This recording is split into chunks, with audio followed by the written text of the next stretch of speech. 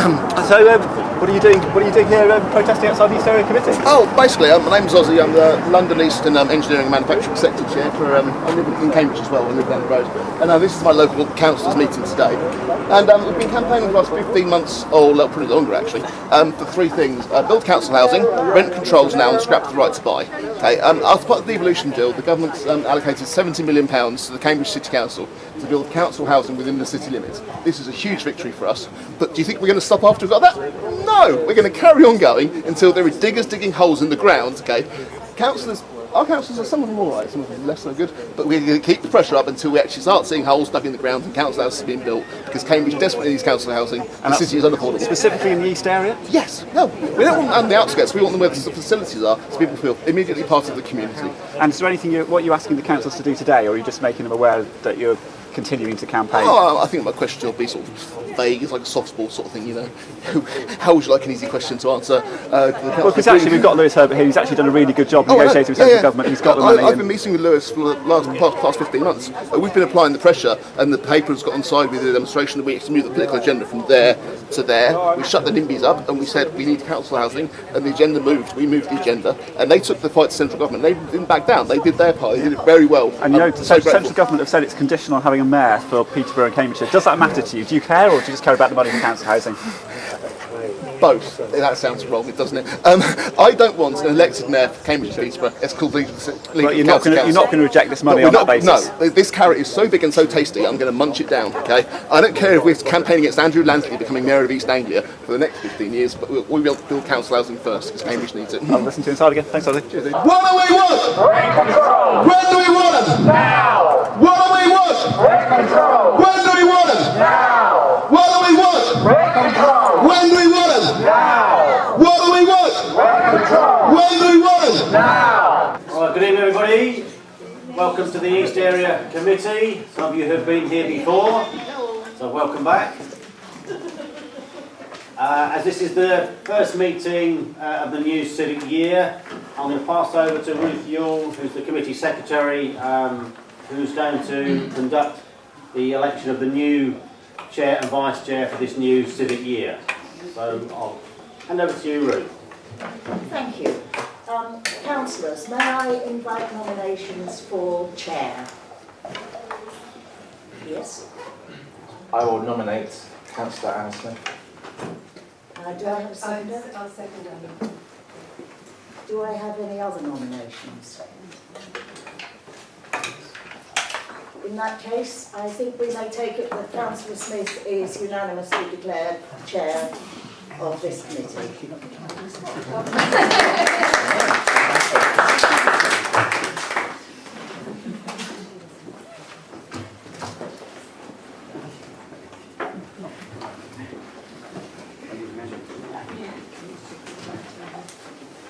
And before we get started formally, I'd just like to open the proceedings by thanking Councillor Blencoe formally for all the fantastic work he's done as chair of East Area. And yeah, I just hope I can live up to the work that he's done with us. So good evening, everyone, and welcome to this meeting. Spare copies of the agenda, and by the way, can you all hear me? Is the sound clear enough? Good. Spare copies of the agenda and all the related reports are at the back of the room. So if you don't have one and would like one, if you want to take a moment to go and help yourself, then you are very welcome. So my name is Councillor Smith and I am the chair of this committee. And we have city councillor members here. We have Councillor Bajent, who's going to be late. We have Councillor Barnett, Benstead, Hart, Herbert, Johnson-Moore, Roberts, Robinson and Sinnott. And we also have Councillors Kavanagh, Magardas, Walsh and Whitehead from the County Council. Before we get started properly, can I remind councillors, officers and members of the public to turn off their mobile phones or put them on silent. As we are not expecting a fire alarm test, upon hearing a continuous ringing of the bell, please follow council officers to make your way out of the building. And fire exits are here. And I feel like a stewardess, and toilets are located in the entrance foyer.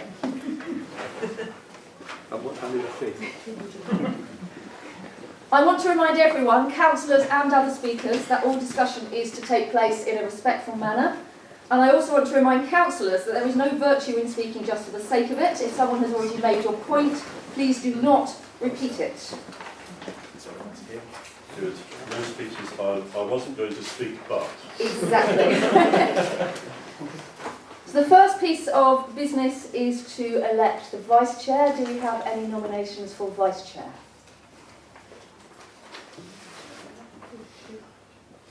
Councillor. Can I nominate Councillor Roberts? Okay, would anyone like to second that? Councillor Moore. Councillor Roberts, then you are now elected as Vice Chair of East Area. Congratulations. Are there any apologies for absence? So I have a message from Councillor Bader to say he is delayed. He is at a City Deal Assembly meeting. We have declarations of interest. Members of the committee are asked to declare any interest in the items on the agenda. And remind you that this can be declared at any time if something comes to you during the meeting. Okay, so first of all, pages 5 to 20 of your agenda pack. We need to confirm the minutes of the meeting held on the 7th of April. Are there any queries as to the record on those minutes?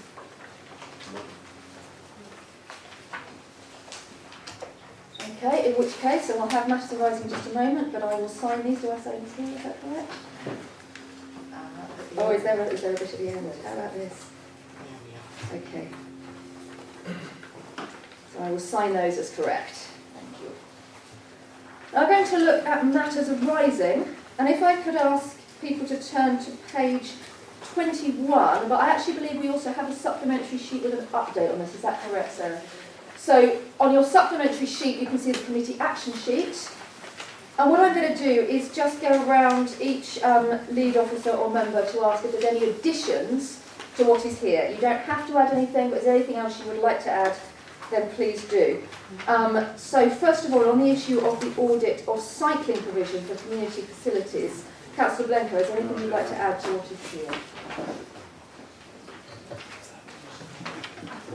No, hopefully that updates interested parties on where we are with this now.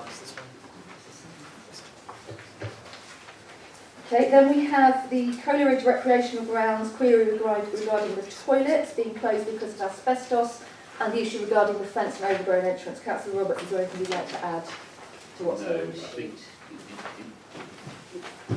the issues raised will be covered in the toilet review during the committee cycle. So, but the outside of the issues outside of the league, maybe another council of the ward. Chair, just to clarify, the issue is that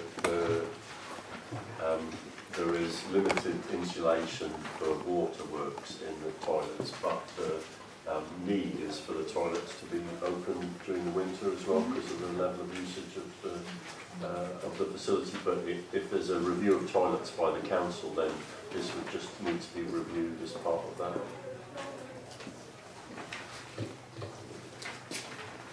And then there was the question about Romsey Terrace and asking that the planning appeal would be heard by way of a formal or local hearing. Councillor Blencowe, is there anything in addition to the fact that we do have this now being heard by a local hearing that you wish to add?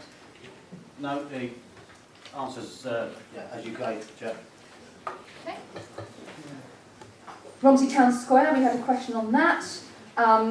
As you can see, there's been quite a lot of movement here, and there has been further consultation, discussion and developed plans. Now, Councillor Baden, who led on that with the meeting, is not here. So I'm going to ask either Councillors Magardis or Barnett whether they have anything they wish to add, but also we do have the officer leading on this here if there's anything that she would like to add. So, Anna, would you like to say anything at this point? I don't really have anything to add other than what's said. We're in discussions with councillors and stakeholders about the reviewing the design. Okay, so nothing to add there. Councillors Magardis or Barnett, have you got anything you want to add? Just to thank the officers involved. There's been some really productive talks going on, and it's moving forward, and appropriate talks with stakeholders and local people have taken place. it's looking good, it's looking exciting. Thank Anna for the work that she's putting in terms of the design. Thank you. And just to reinforce that, thanks, you're doing a great job. Councillor Sinner, anything to add on what you've got here about the mobile CCTV cameras? Yes, I didn't chase this up in as timely a manner as I intended, and local elections and subsequent events, but I have chased up this week and haven't yet had a response, but Sergeant Norton will be here this evening and maybe you can advise us. Thank you. Yes, do feel free to ask. Councillor Roberts, would you like to comment on any of the next three? Because I think they're all under your area. Is there anything else we need to know about those? Issue 1 could be struck off. It will be dealt with at October's Environment Scrutiny Committee. Issue 2, I'll save you all. I gave a very long answer last time about the nuances of who's responsible for which bits of the Carter Bridge, which can, in a nutshell, consist of the City Council covers the inside and the County Council covers the outside. Since then, the city regularly cleans the inside throughout the course of the week and puts in bins and signage and so on. In terms of the outside, I know Councillor Mogadas emailed Gareth, the key officer. I emailed him again this week just to ask about costings on the cleaning of the outside and trying to push the county along. The problem that they have is obviously, firstly, it's very expensive, and secondly, it's finding a window where you can, obviously with electric wires that go underneath the bridge, it's finding a window where you can clean it. So I would leave that one on because I'll have a more detailed update on that one, myself and Councillor Mogadas, because we are chasing that up. The third one, I don't know, that would be Wendy, who I don't think is here yet. She's not, so maybe she can give an update. I'll remind her to give an update in her bit of the report. Thank you. And finally, Councillor Mogadas, I think that is the state of where we are on that one, isn't it? Is that right? Yes, on the last item, to do with Eric. Yeah, so there's a meeting that's been scheduled for the end of this month with the head of highways and another appropriate officer and the resident that brought the request forward last time.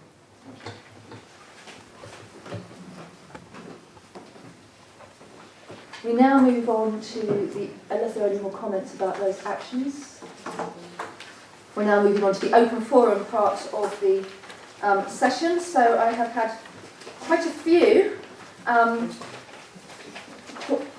requests here. What I'm going to do is take them in turn. I will need to be tight on time, given that I have something like about 10 requests. So I am going to need to be a little bit strict on the time that we have, but obviously we also want to give that as much time as we can to discuss.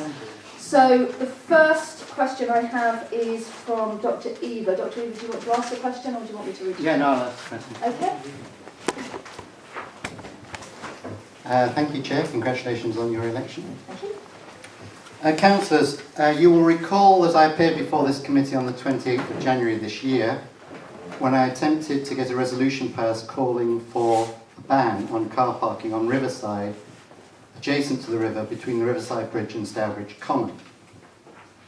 At that meeting, Councillor Whitehead commented, quote, "The scheme that John Richards," he's the county planner, "has drawn up with respect to Riverside parking is due to go out to consultation and it is not appropriate for this committee to preempt a decision." I've now had an opportunity to view the scheme which is being proposed for consultation, and I have circulated copies of part of this to councillors. While there's much to admire, especially with regard to the proposal to reconfigure the entrance to Stourbridge Common, the issue of car parking on Riverside northeast of Stanley Road remains. As local resident Lynette Gilbert has said, how can this small number, county's words, of linear bays really be deemed more important than one, hundreds of cyclists and pedestrians entering and exiting Stourbridge Common who will have to dodge parking and reversing cars, or two, the risk of more serious vehicle pedestrian accidents, such as the one which happened with the fire service in March last year. So, councillors, a proper consultation exercise would not be take it or leave it, but would be an opportunity for all interested parties to express their opinion on viable alternatives. Removing all parking on Riverside, northeast of Stanley Road, is clearly a viable option, though it's yet to be determined if it would be a popular one.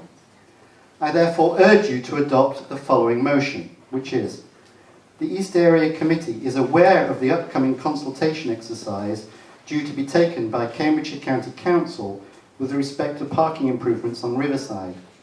It urges the County Council to ensure that a full range of viable options is presented for public comment, and in particular that an option is presented for the removal of all car parking on Riverside, northeast of Stanley Road. Thank you. Thank you. Now, I think, as this is an Abbey issue, I'd like to ask an Abbey councillor to comment. So, Councillor Johnson. Thank you, Chair, and congratulations on your elevation, if I can call it that. I understand that John Richards is the officer that you referred to, Dr. Eva, will be continuing to talk to county officers about parking options, as were agreed at the meeting which was held with residents, I think, in late May, which you and I attended. So that's ongoing. That piece of those discussions are ongoing. However, I will inform him, as a result of this motion that you presented this evening, that residents still have concerns about the possible format of the consultation, and request that efforts are made to revise the approach and make things more open, so that considerations can be made to the extent that you have referred to. So I'm very happy to support, in principle, what you're proposing, Dr. Eva. Thank you. Thank you, Dr. Eva. Does that answer your question? Is there anything else you'd like to? Well, I've proposed a motion, so I'm hoping you can adopt it. Abbey councillors, do we wish to adopt the motion formally as suggested, or simply to go with the conversation? Councillor Bledker. I have a slight suspicion that the Joint Area Committee of City and County Councils that some of us are on may well be asked to decide in the end what scheme is approved or not approved, as it might be the case. But so I'm conscious that because there is a consultation forthcoming, certainly I, as a member of that, I'm not going to give a view at this stage. Right. So it sounds as if what we're saying is that potentially having a motion, a formal motion here may prejudice what's being discussed at joint area, but nonetheless we would all agree as councillors to give support to Councillor Johnson, taking your concerns back to the officers and making a case. Do any of the other Abbey councillors want to add anything to that? Well, I just wanted to say that surely if we've learnt anything from the City Deal consultations, thank you, surely if we've learnt anything from City Deal consultations, it's that residents want real consultation options. And what, as I understand, is being presented by county is not a series of options, it's a take it or leave it. And what residents would like to see is a range of options that they can have a consultation on. So I don't really understand why you can't take a vote on the proposal that I've made. The consultation process, as I understand it, will give residents the option, as all consultation processes do, there's just been one in Midsummer Common, to suggest alternatives. It isn't to take it or leave it, there will be a way of saying you want to propose alternatives. Okay, has anyone else got anything they'd like to add to that? Yeah, I think what Dr. Eva is asking is it for this suggestion to be put forward as part of one of the options in the consultation, which is slightly different.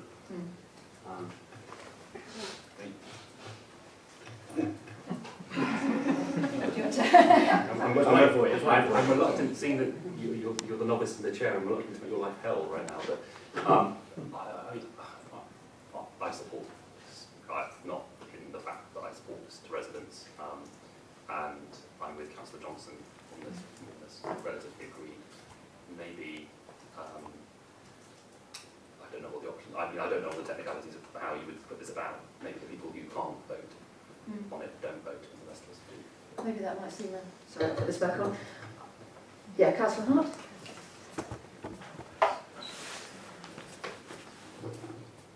Well, I also support my fellow Abbey councillors, but basically I'm not a traffic engineer. You know, so if the county council, who are obviously engineers and have degrees in such subjects come up with various different options on the consultation, then that's options that are available. So with that caveat, I will support this motion, but basically, it will go to the committee, and they will need to decide. So our powers are limited, and I think that's important that Dr. Eve understands that we ultimately it won't really be our decision. Okay. So having heard from all the AFI councillors, which is obviously the key part here before putting it to the wider vote, it sounds to me as if if Dr. Eva is happy for us to include subject to viability somewhere in that statement. Yep. So a full range of viable options is presented for public comment, and in particular that subject to viability an option is presented for the removal of all car parking. Yes. But on the caveat that, of course, East Area do not make the final decision, and there may be some councillors who are not able to exercise a vote on this. With that in mind, and on that... Sorry, Joe, I think it should be made clear when it goes to the county that it is a vote of city councillors, not county councillors. Yes, it will only be the city that... Okay. With that in mind, those councillors that are able to vote, who supports that motion in its proposed amendment? Okay, so that is carried by 1, 2, 3, 4, 5, 6, 7, 8. Any against? And none against.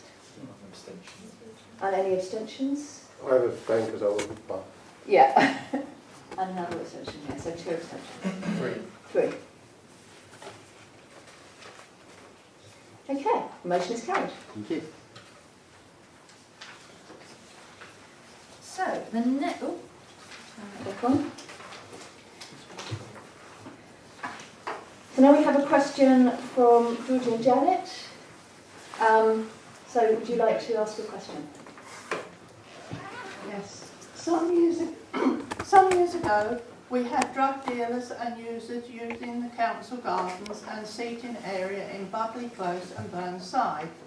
We came to the East Area meeting with the problems. We had a meeting with the council and a grant was given to redesign the area. It was said all shrubs were to be removed, trees cut back to let the light through. The arrangements were said, 1, the area would be an open area, the large trees stay. 2, bark would be put down. 3, bulbs would be put in the autumn. 4, ornamental bushes along the footpath would be put in. All this was done. Then months later, the council gardeners come and planted masses of small plants, which are now young trees. We spoke to the council and councillors time and again. Nothing has been done. So the area is all overgrown again with young trees. Sorry. The drug dealers and collectors are back again, using the bushes. The workmen, taxi drivers and van drivers using it as toilets. And the dog walkers are not picking up. Up to the waste. What a waste of time and money. The garden has now been... Thank you. The garden has now been looked after. The garden has not been looked after for a year, until 3 months ago.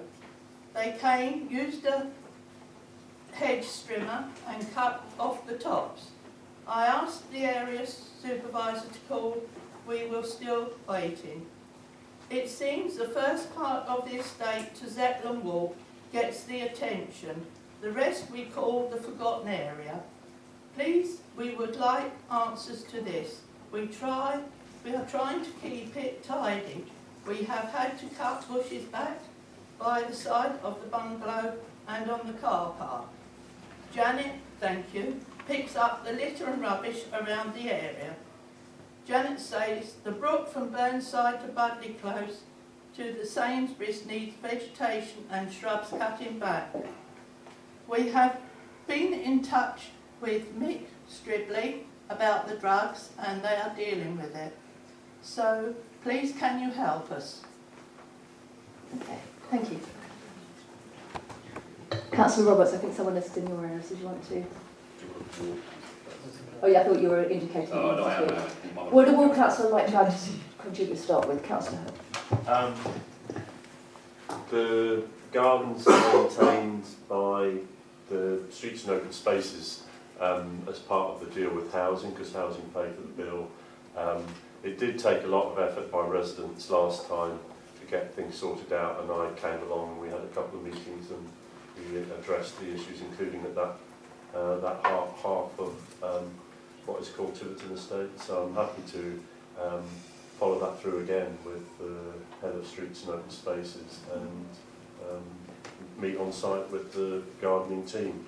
The part of the problem is I don't think it's ever been resolved properly between housing and Streets and Open Spaces how much the job is worth and how much is paid. So there's an issue of making sure that the right amount of money is paid to maintain the gardens, including the area which was an improvement programme that this committee approved quite a few years ago. So I'll take a lead on it as a ward councillor, but some of it's under Councillor Roberts' area.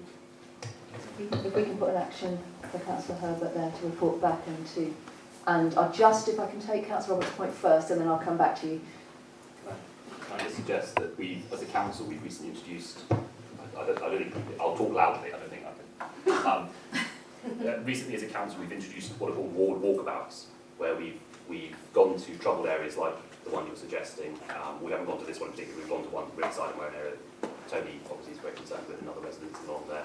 And we've gone with the key officers that are involved in the issues that were raised by the resident and shown firsthand alongside the ward councillors what the issues are, and then produced an action plan which is reported back to the residents. So it's not a case of us just our team seeing it and then we go away and leave it, but you actually see it filter into our operational plan, and also how whether through community payback, whatever the scheme we use, or our own rangers, we deal with the issue, put in an extra bin, maybe do whatever. This area I would suggest is crying out for a ward walkabout, which you can ask for just by your ward councillor, and he can get the key officers that you're referring to, so you can see firsthand with you if you're happy to do that. And I think that's a really good solution. We've got a lot. The area isn't suitable for bins, and now we're getting new residents. There's one older person that's been there since the place was built, and he puts his bin in the right place. The rest dump the bins out on the footpaths, they leave them there, the wind blows them down the street, and we've been round today taking photographs, and there's bags and bags of rubbish in Taunton Court. Okay, thank you, and we've got some very detailed notes that I can see that have been put here to so thank you for that, it's very helpful as a record of your questions. So what we will do is make sure that we get a full report on that back in the next meeting. I've got photographs here that you can see. Fantastic, it'd be good to look in the break actually at that, thank you. Okay, so now Richard Newman. So I have two questions, so if you could ask them in turn please. The first one's the important one, and it's just to give an update on plans for the Abbey Church and to hopefully win support for those plans. I'm on the staff at Christ Church, which is the parish church, St Andrew the Less, opposite Burley Arms.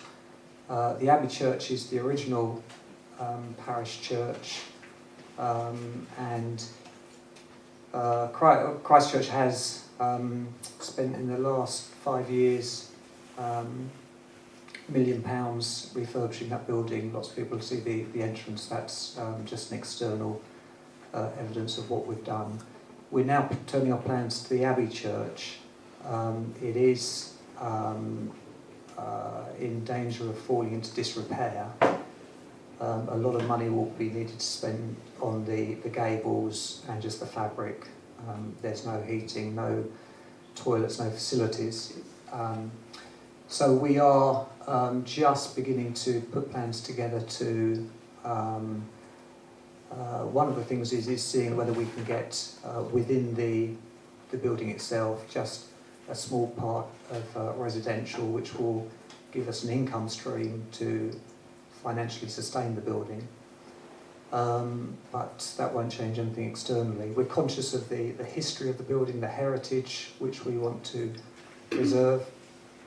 We're also very aware of the need for community facilities in that part of town, and we want to make those available. At Christchurch, we are at the point of having to turn away Cocaine Anonymous, who have been using the building to meet their National Health Clinic.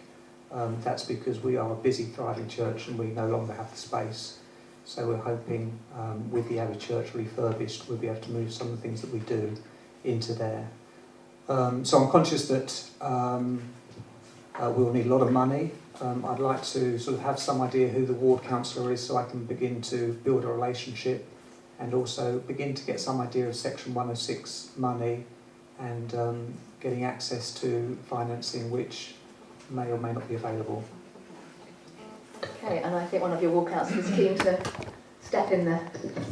Hello, Mr. Newman. I think you sent an email about this a couple of weeks ago, and I responded, but I'm not sure what happened with our correspondence. It kind of might have got lost in the ether, but I've taken an interest, and I'm very happy to discuss options going forward with you and putting you in touch with particular officers at the City Council and Community Development, the grants team, so they can maybe advise you about options going forward.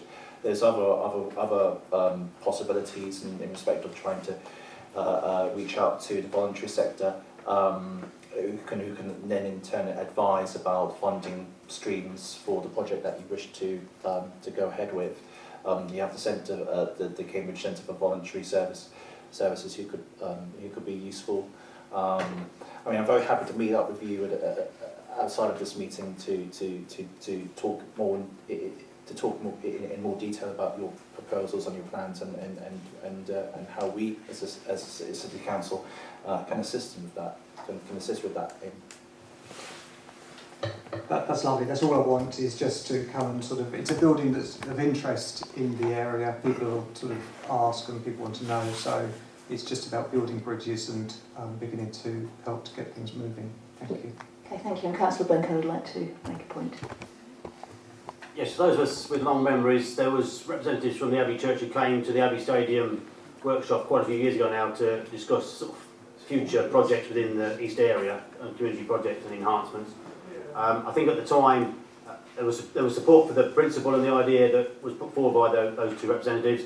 But at the time, and this is for your congregation and the committee members that you work with, you need to have a pretty clear idea and business plan of what you've got in mind, because for council purposes, grant-wise, we obviously have lots of applications, but we do have a need of a firm idea and a business sort of plan approach of what you intend before grants are given. So just have that in your heads when you discuss what comes forward, because that'd be important, and it will mean that you won't waste time sort of being bounced backward and forward.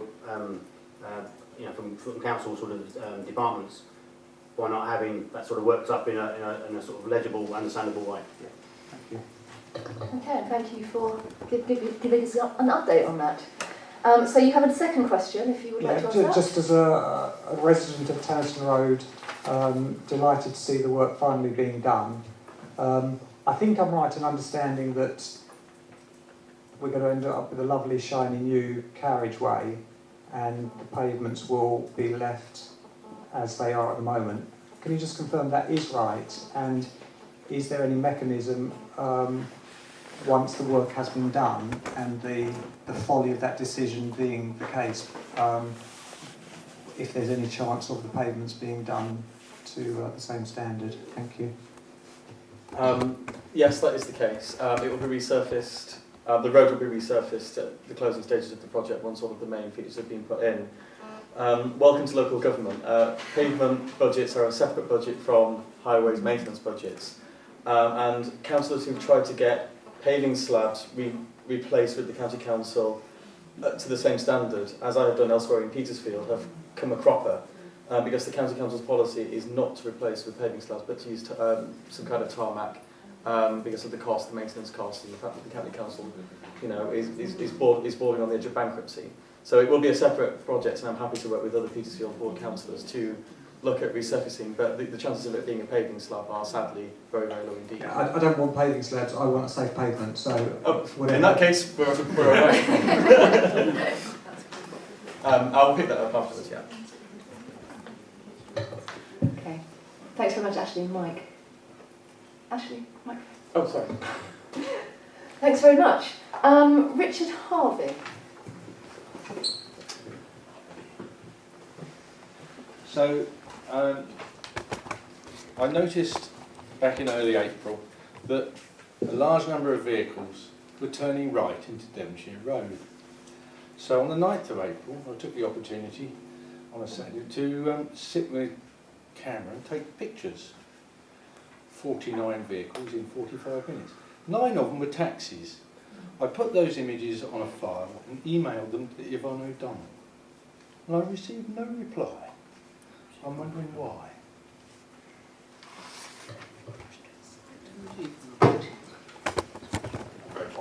You're very welcome.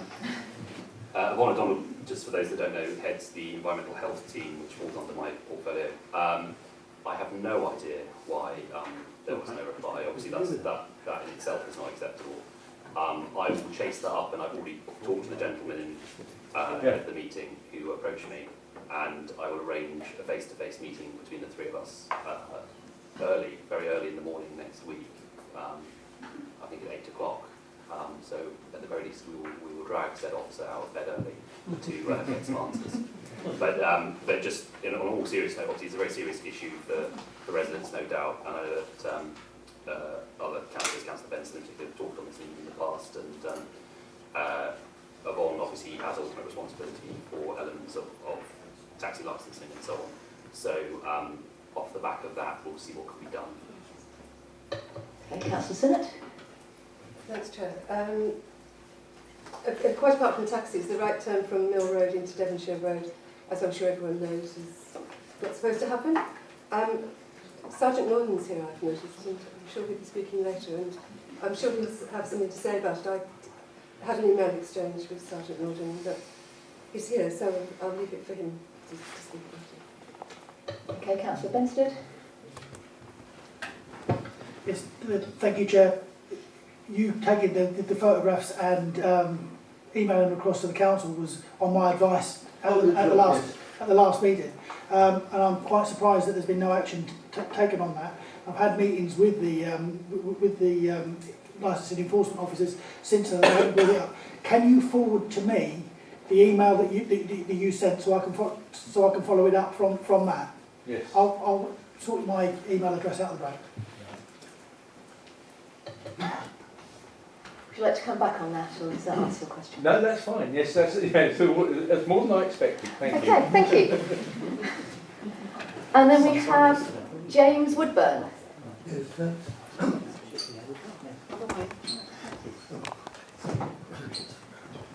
Yes, that's me. I'm a resident in Coleridge Ward in the first part of Cherry Hinton Road, the part that now has a 20-mile-an-hour speed limit, which I strongly support. I think it's absolutely excellent that councillors and council officials have managed to bring in the 20-mile-an-hour limit on this traffic-laden road.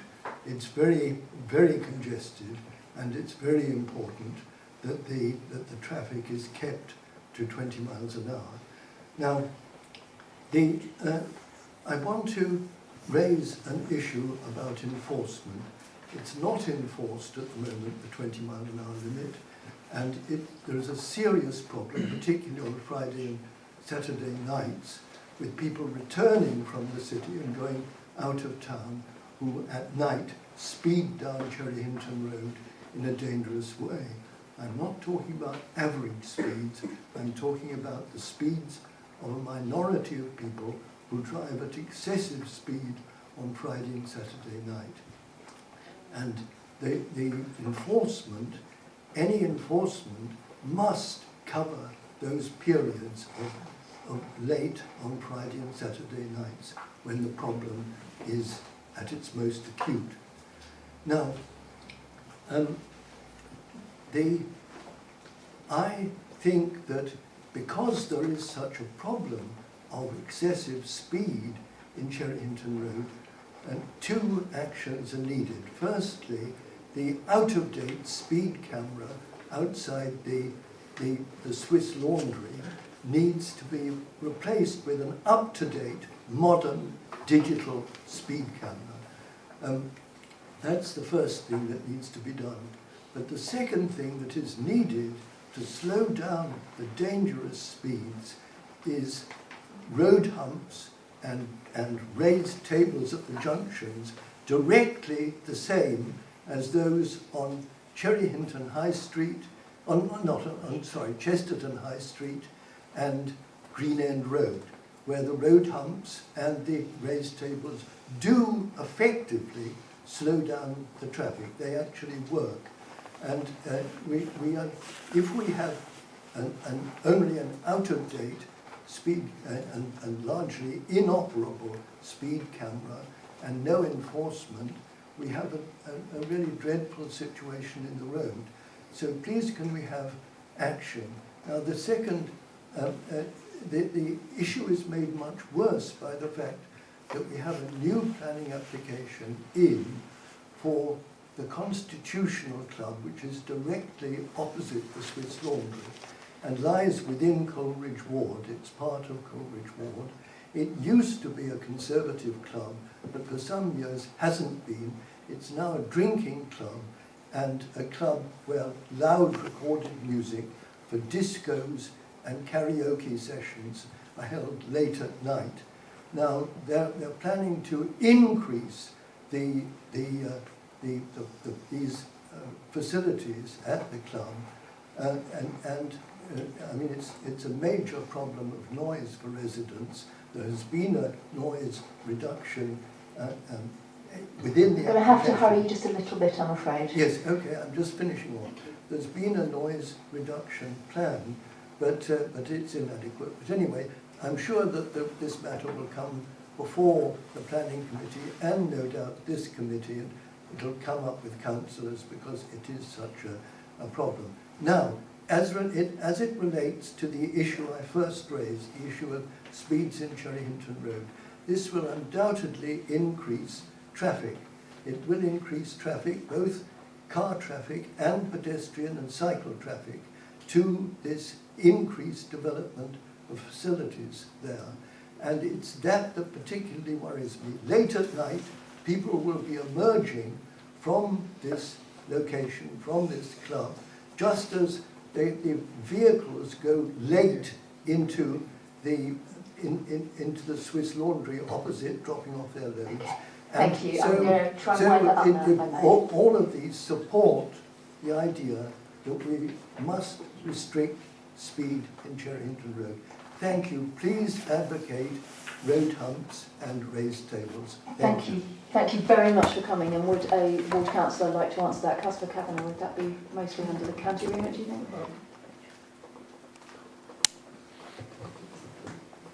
Yeah, I empathise with you entirely. I live on Coleridge Road, and we've got a 20-mile-an-hour speed limit on there, ostensibly, but yeah, it's not enforced. And like you, I experience motorists late at night usually trying to break the land speed record, from Mill Road to Cherry Hinton Road, and they're not only a danger to themselves, they're a danger to everybody else.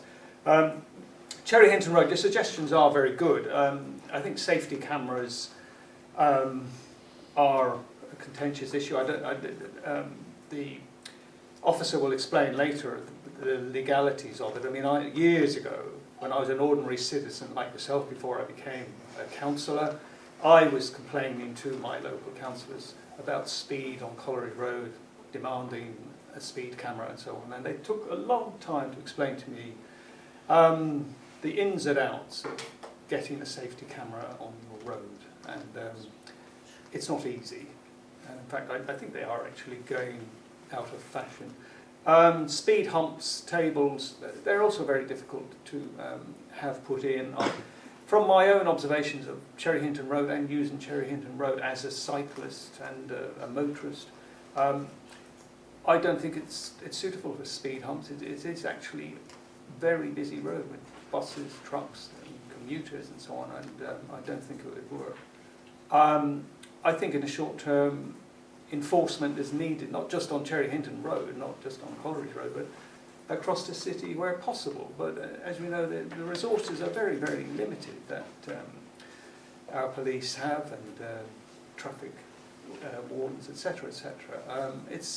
I think it's going to be reliant on our motorists to actually get it into their minds that they shouldn't really be going over 20 miles an hour when it says on a road sign it's a 20 mile an hour speed limit here.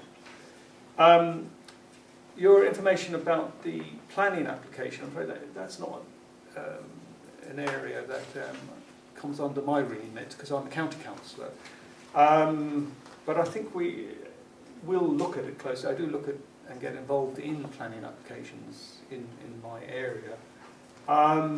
It's the first I've heard of this application, so maybe one of my colleagues might know more about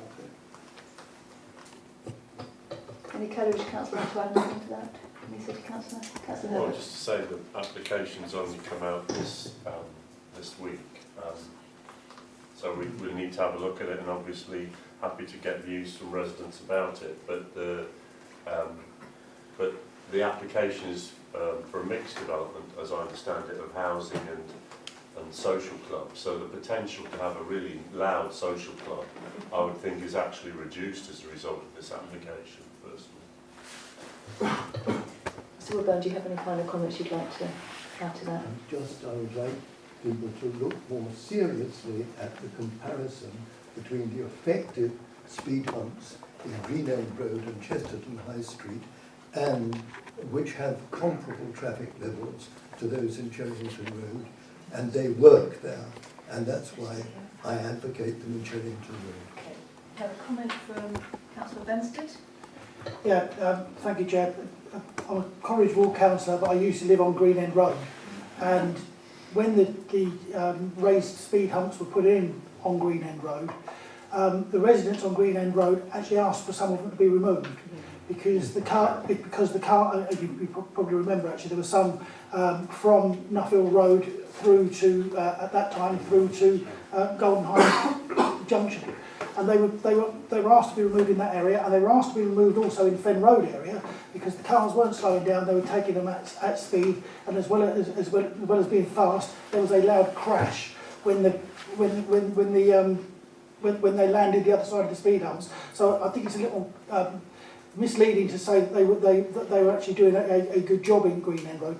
Green End Road the traffic has probably slowed down as a result of the 20 mile an hour speed limit there, but the speed humps in Green End Road, as an ex-Green End Road resident, didn't make much difference to the speed. Councillor Herbert, anything to add to that? Well, I mean, others may be able to add, but in terms of the city's funding for the 20 mile an hour zone, it will be more effective when the city as a whole is 20 miles an hour. At the moment, all of the area south of Cherry Hinton is still 30 miles an hour, including the residential roads. And whilst there's no simple reaction and response, there's with that coming in and with the west and of the city coming in, I think there's a better opportunity for a dialogue with the police. And obviously we've got the policing item later this evening. There's a limit to how much resource they've got. But I think it was more difficult to enforce 20 miles an hour, whilst firstly north area was the only area, and then north and east. So I just think we've gone the route that was set for us a few years ago of a staged introduction, and I think there are greater opportunities on the enforcement side. In terms of just council budgets, it's just a sad reality that there is not large amounts of money to re-engineer roads at such junctions, and as councillors have said, there's a difference of view about the impact, particularly on what is a busy through route, Cherry Hinton Road. It isn't a side road, and it does carry a large amount of lorry traffic, as well as buses, double-decker buses. So I think the best we can offer is to work with the police when we've got 20 mile across the city, and we haven't got the money for engineering, but we can certainly talk about enforcement. Thank you. I'm going to move on. Richard Taylor, you have two questions. I'm going to ask if you can keep the policing one until the policing section because we have a police report. So if you could ask the first one now, that would be great. So also on the Stourbridge Common end of Riverside, I think it's not appropriate to only consult the immediate local residents to develop the plans in the way that's happened. I've made a Freedom of Information request to see what councillors have been discussing with the immediate local residents, and part of the plans include changes to the gate to Stourbridge Common, include dualling the cycleway there to have 2 cattle grids and to have 2 pedestrian gates. So what I'd like to know, you've spoken about what's going to happen about the parking element, what's going to happen about the gate element next? Is that going to be part of the same consultation? Okay, this is lots of Abbey councillors in this. Would any Abbey councillor like to chip in? Well, as Mr Taylor knows, because he would, there were 2 separate projects, but it was decided, and they came from 2 separate allocations of money. But the officers from both the city and the county councils decided that it would make sense if they were actually co-joined because they kind of complemented each other. So I would expect that they would be part of the same consultation. It seems logical. I mean, as was mentioned earlier, we're still discussing the finer detail about how the consultation is going to work and what will be presented. But it's, as I said, they're co-joined projects. So I would assume that they would, and they complement each other. So I would assume that it would be part of the same consultation as the one in respect of parking. Okay, before I throw it out, are there any other Abbey councillors? Councillor Roberts. Just in terms of some, just in terms of some background on elements of this, there was, I think the gist of originally we were improving the fence for a range of reasons. One of them was to improve disability access to Stourbridge Common. And as it was developed, the initial thoughts on it, it was agreed that this wouldn't necessarily be, it could work in conjunction with improving cycling access. The issue being on the left-hand side, if you imagine the gates on the right, on the left-hand side, it's the underpinning was our big concern, to put in an additional gate. Just to bring you up to date on what we agreed in terms of, or I say we've agreed, just to add to what Councillor Johnson said, is that in an ideal world you would want to reduce access, vehicle access onto the common there, regular vehicle access. At the minute my street open spaces crews go through there quite regularly when there's an additional entrance point at a different end, which we don't think is conducive to people who are not only pedestrians but also cyclists using it, and people pushing push chairs and different things to go to the play area there. But I would be surprised if it's not part of the same consultation. I don't think it's the more controversial part of the plan, may I add. But as I say, as you can imagine, they're linked because of where, if you did have parking, would you have the gate on the left-hand side, because that would potentially be a parking space, or would you have access along the bridge at the railings itself for cyclists? Okay, anyone else want to add anything there? Mr Taylor, do you want to come back at that? Well, 2 councillors think it's a good idea to make it all part of the same consultation. Can we make that happen somehow? Councillor Roberts.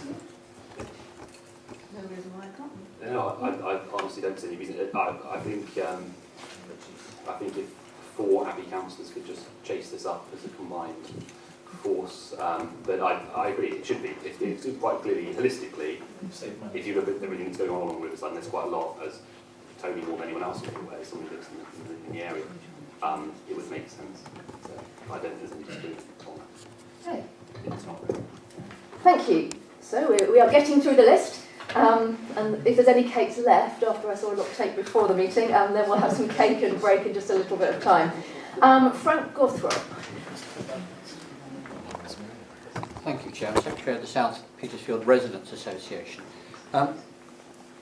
We've had 5 years of tortuous discussions with the County Council Highways Department about the traffic scheme in Tennyson Road.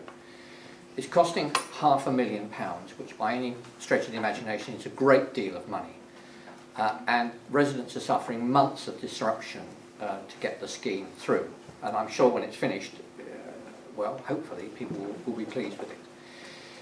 I'd just like to, touch on the question of the city deal.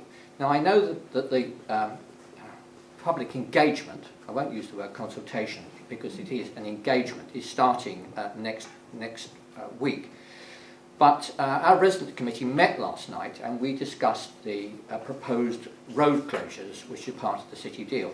Now, there was a mix of opinions, and I think, you know, there are positives to the closures, and I have to say that I don't want to enter into that discussion now because I'm sure many residents will want to put forward views and they will be given the opportunity to do so. But I'd just like to flag up one problem now, and it relates to Tennyson Road.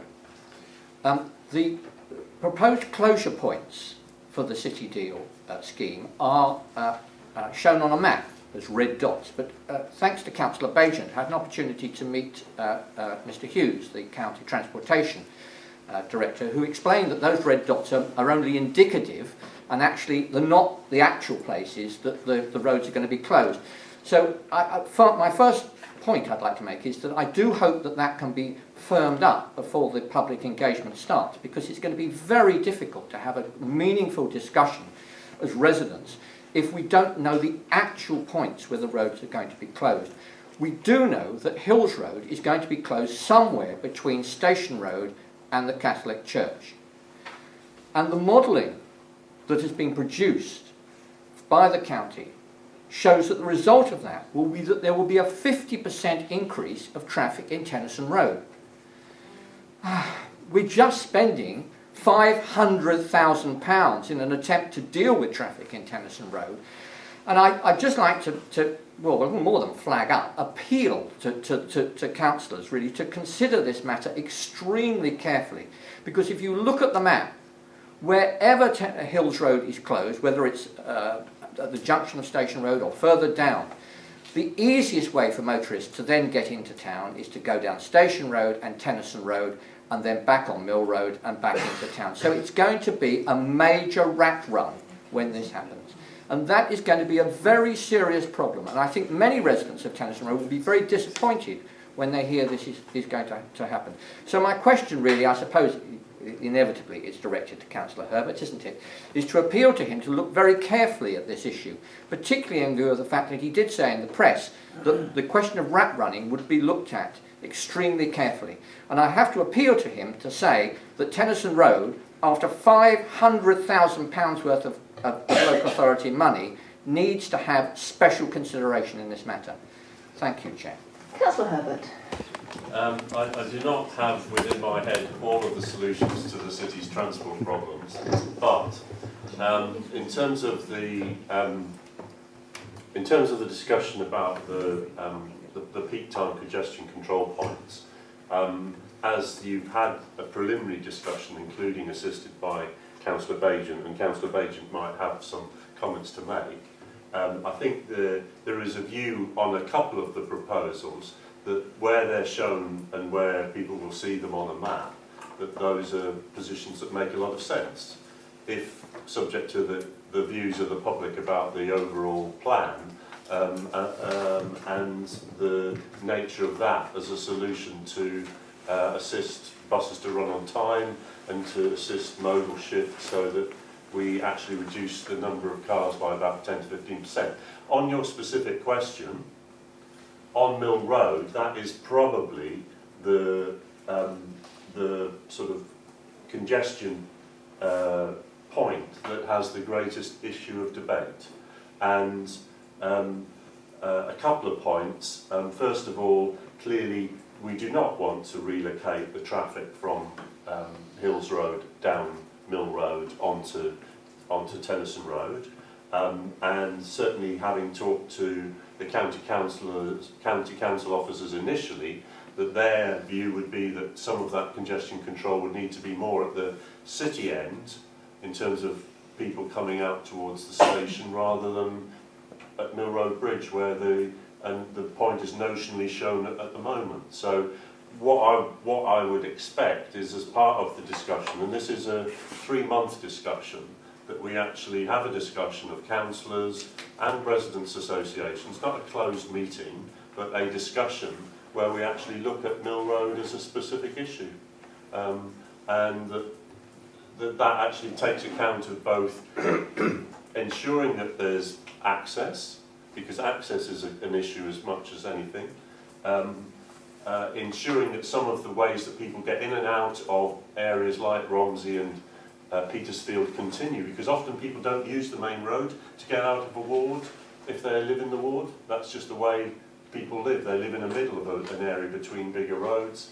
And to inform whatever may come out of the design. So I think I call it a consultation because it's a consultation about a set of proposals. But within that, there is clearly quite a number of details to be resolved. And I would say that the Mill Road issue hasn't been fully resolved. There are also issues about, depending on where you put these control points, are they both ways, one ways? There's issues about what hours they will be proposed to achieve the reduction in congestion that is the objective. So I hope you understand that, that we haven't made a decision on that, on specifically on the location of Mill Road, but the principle is important because of the very issue that you raised, Mr. Gawthorpe, that there is no intention of just shifting the burden of Hills Road onto Mill Road. Councillor Robertson and Councillor Bagent. I think we must remember that this is all preparatory to an experimental phase where we will be trying out different ways of dealing with the major problem we've got. And the major problem we've got is major congestion problems in the city. And those congestion problems are not only holding people up, they're also creating very poor air quality. The air pollution in the city is not as good as it should be. In fact, it's quite dangerous in some areas, and therefore something has to be done. What we are asking people to do is to consider the issue that is being proposed, the peak time congestion control points that will be trialled in next year, to try them out, to see whether they could be best placed to make sure that the impact on residential side roads is as small as possible. I do think that it's important that residents are given the opportunity to see the detail and to comment on and make comments on the possible ways that the trialling could be carried out. Because the advantage of having an experimental scheme is that you can try out different ways without having to set everything in stone. The congestion control points will be governed by, will be enforced by number plate recognition cameras rather than by rising bollards. So there's very little engineering needed for each experiment. But those things will work out, will enable us to work out where the best place is to put these control points. So I accept that there's a risk that there is traffic might get diverted off the major roads into side roads, but the modelling that the county did was indicative of a reasonably good result as a result of putting in these 6 control points. And we hope that the experimental trialling will enable us to find the really best place to put them, and if they are proved to be workable. Councillor Bagent. Thank you, Chair. Thank you, Frank. Exactly this reason why we are having this engagement, of course. It is all part of the consultation that will take place before or if any of these calming measures come into place. So I really welcome your comments so that we can think about them. I'd like to sort of preface any discussions with people to think about, particularly if we're talking about Mill Road, how dangerous Mill Road is, how bad the pollution is on Mill Road, so again how dangerous it is, and how we do need to find some measure that will overall calm the traffic within the city. And I'm more than willing to come and talk to you and speak to you about it. I seem to be not quite taking ownership of this, but it's really close to me. I am on the City Deal Assembly, and I'll enjoy talking to you, and thank you for the point. I'm immediately starting to try and consider how I might answer that with some solution or some suggestion. But this is what engagement's about people bringing stuff to us, and thanks for doing that.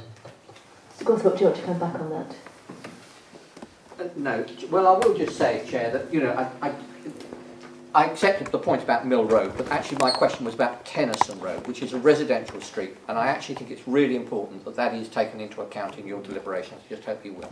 Thank you, Chair. I'm getting some kind of nods from my colleagues there. Right, Roxanne de Bow. Are you here, Roxanne? Roxanne, I wonder if we might postpone your follow-up on police action until the police report, but you had another comment about clarifying the minutes. Yeah. Sorry, the minutes were approved in the last meeting, but obviously the issues come up in this meeting. I just was reading them today, and it looks like some of my points got a little bit muddled. The comment about antisocial behaviour for cycling, I just wanted to make the point that it was about using consistent language for cyclists, drivers, and all people, not just for cyclists. And then there was the second paragraph in the minutes from the January meeting. I was sort of made three separate points. One was about Mill Road, another point was about the sort of side streets in Romsey. They were relevant to my police reports, and also another police report I'd made. There was three separate issues that all kind of got muddled in together in the minutes, so I just wanted to point that out, that's all. I'm afraid that we asked for clarification at the start and they were signed off. Yeah, but we have also noted your comment now, so thanks for coming as to it's clarify. noted, so that we know that's what I was But asking. yes, we did sign the minutes off at the beginning of the meeting, Yeah. I'm afraid. No, Thank you. So we'll keep your other question until the police reports, which are coming up later, which leaves our final question to Andrew Osborne. I'm going to stand up for dramatic effect. Hey, Richard, am I in the frame yet? Excellent work. Hi, my name is Andrew Osborne. I'm a senior Unite local representative, first-time speaker, long-time protester. I'd like to thank Lewis and the City Council for their wonderful actions in getting 70 million quid off the central government for council housing. Personally, I held out for 100,000, 100 million pounds, or whatever. But hey, who cares? I do urge the City Council to take the juicy carrot that we're being offered to have the idiot elected mayor forced upon us, but that's by the by. And I'd like to ask Lewis when we're going to start building council housing. Well, first of all, we've got a summer consultation about the principle of devolution, but probably as important, more important, is the question about, well, who's going to be the housing minister, who's going to be the prime minister then. So we have to seek confirmation that the deal is the deal that we've been offered. As proposed, we've got the freedom to use that 70 million, which is a significant freedom. We do have several schemes that my close colleague, Councillor Price, was ready to start. So there are several projects that we would be able to get moving fairly quickly. I can think of Anstey Way, I can think of a number of other small sites in the city. Bigger sites include sites like Mill Road Depot and the choices that the council's got to make there, and a couple of other sites. So we know that we have the sites, we know that this money will enable us, providing we don't get any red tape, to build 500 plus homes within 5 years. So we are determined to start. It will be not all of them at the same time, Aussie, but there will be a bunch of them fairly early, and then there'll be schemes like Mill Road Depot. We still have a workforce there. Yes. So there's still on a couple of these sites quite a lot of work to do to be able to do it. But that will tackle a quarter of our current housing needs register list. So it's a significant change in the number of people who are either poorly housed or homeless. And a significant reduction. And we won't rub it in, but it is completely contrary to all of the other changes that we've been suffering on housing in the last few years. Okay, I've seen a hand there, but first of all, can I just see if anyone else wishes to make a comment on that from the council? Okay, so if we could pass the mic back for a supplementary question on that, if that's okay. He always has a PA. We will let you have a point, we'll let you have a return I bought my anyway. own. I bought my own just in case. Yeah, don't laugh at me.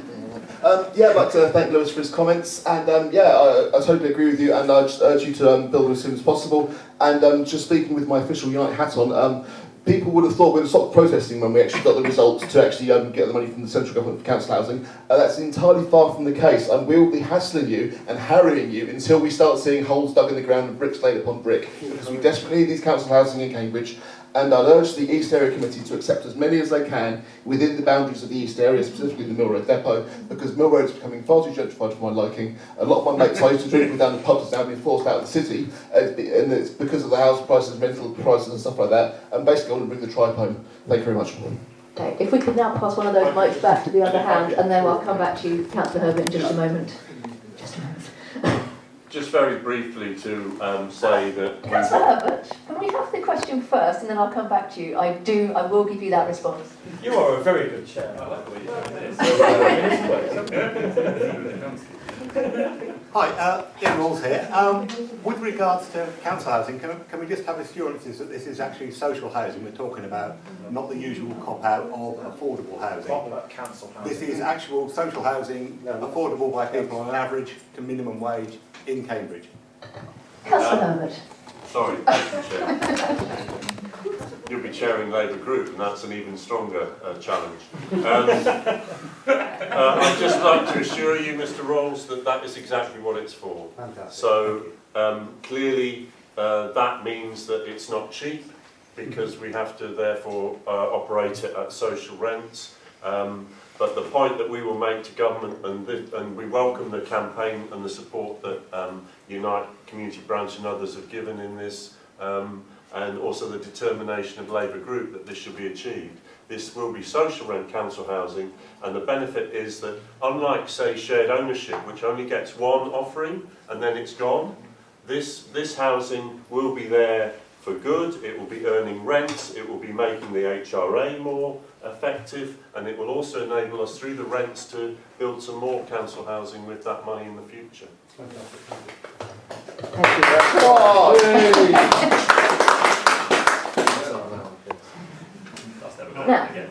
Now, that's the first, so thank you, that's the first applause we've ever had in this area, we like that. Wait till he's gone. We would, I think now, given that we've been going for an hour and 10 minutes, I think it may be time to call for a break. I would like, however, to encourage members of the public who came for the questions to stay for the second part. We've got environmental reports, we've got police reports, it gets better and better. But in the break, if we have 15 minutes, is that our normal time, isn't it? 10 minutes, all right, I'll be bashed down. And there is cake and there is coffee. Okay, ladies and gentlemen, welcome back to part 2. And we're now going to look at the policing and I think the policing and safer neighbourhood reports are on next, actually, as item 7. If everyone's happy, as our environmental colleagues are already here, are people happy for us to continue in that order? That would be marvellous. So first of all, I would like to, now I've got to go back to my names. I would like to introduce Jamie and Nick, who are our local enforcement officers and environmental enforcement officers. And I wonder if they'd like to start by introducing themselves, because they are linked to this area. Hi, my name's Jamie Lambert. I'm on the actual title is Public Realm Enforcement Officer. Can be known as the Environmental Crime Officer and Environmental Enforcement Officer. And I work for the Public Realm Enforcement team with Cambridge City Council. And this is my colleague, Mr. Nicholas Kester. Just to give you a brief overview of basically what we do. There's 6 officers in our team, the Public Realm Enforcement team with the City Council, and 2 of us, particularly myself and Nick, cover the East area as such.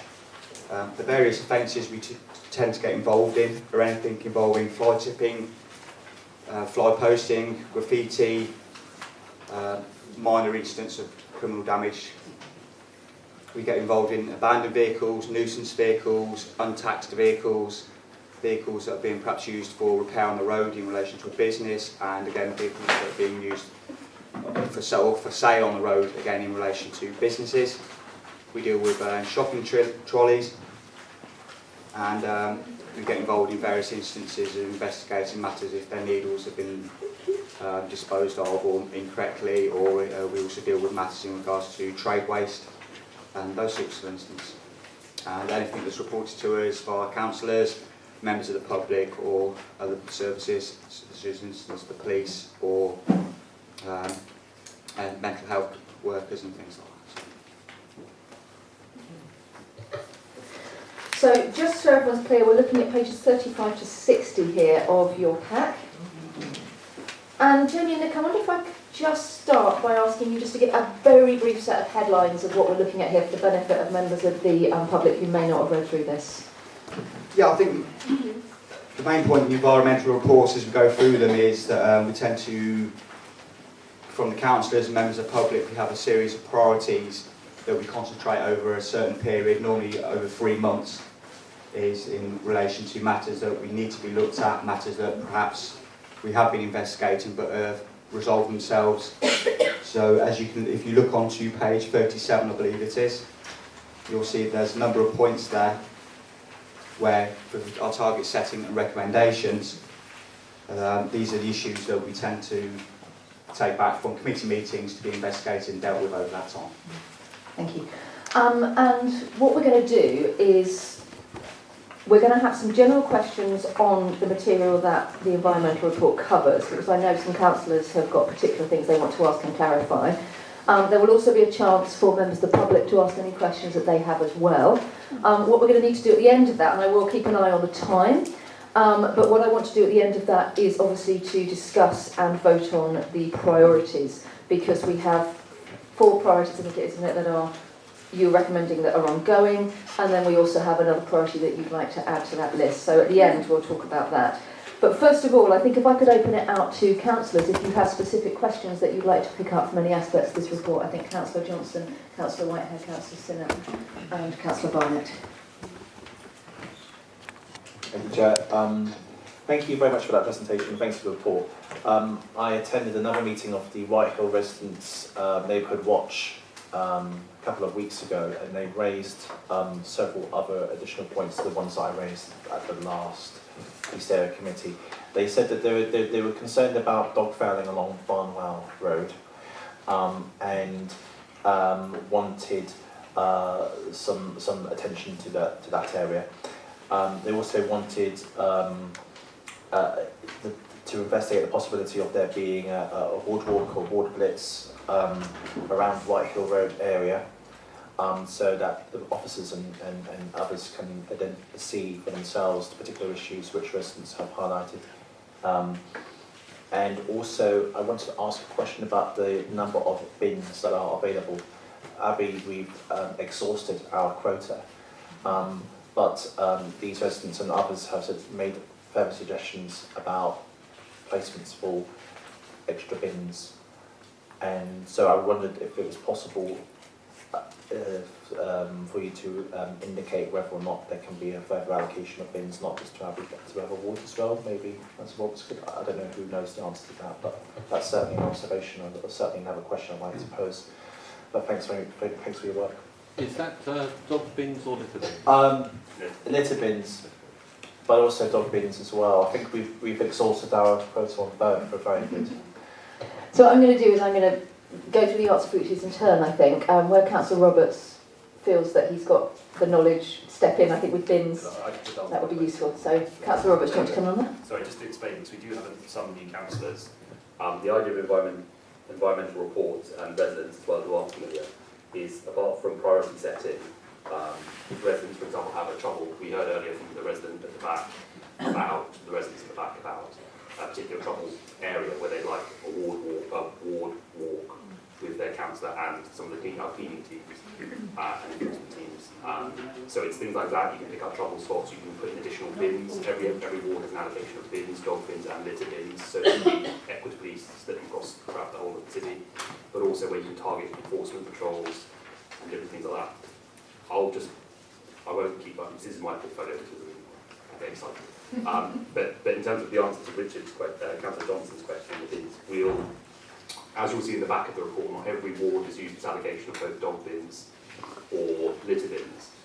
In terms of the dog bins, a lot of that comes down to, as the chaps on the end know, comes down to the allocation in terms of for example, if you're in Romsey, you've got terraced housing, you can't put a dog bin outside someone's terraced house. It has to be, most of the time, it has to be on some level of green space. But in terms of allocation, we have bins in our stores at our depot, and we'll be looking at a reallocation for a small reallocation for wards that have used up. I think Abbey is the only ward, because I know Caroline, Councillor Hart, Councillor Johnson, Councillor Whitehead and myself got all added in and we exhausted our lot. But most wards don't have this issue, but we'll look at an additional anything else you want to add to that at this point? No. Okay, thanks very much. So then it's Councillor Whitehead. Thank you very much, Chair. I've got relatively small points. Could I start with a thank you?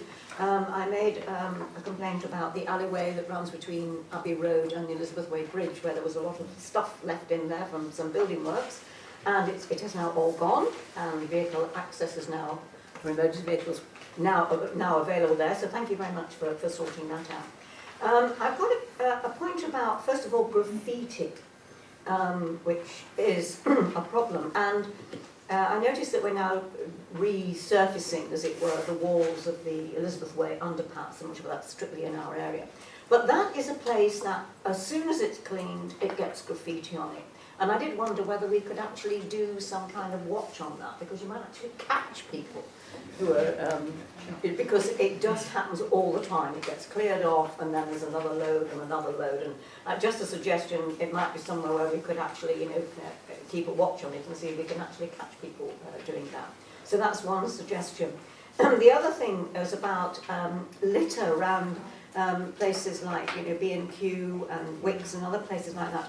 I thought that businesses could be charged for clearing of litter, or they could be held responsible for clearing litter. I know there was an issue on East Road with all the food outlets, and I do seem to remember that it was their responsibility to clear up all the litter that their customers left. And I don't know whether that's still the case, but could we look into it? Because I don't see why we should be paying to pick up litter from the customers of shops who just can't be bothered to take it away. So that's just a question, Chair, whether that can be answered or not.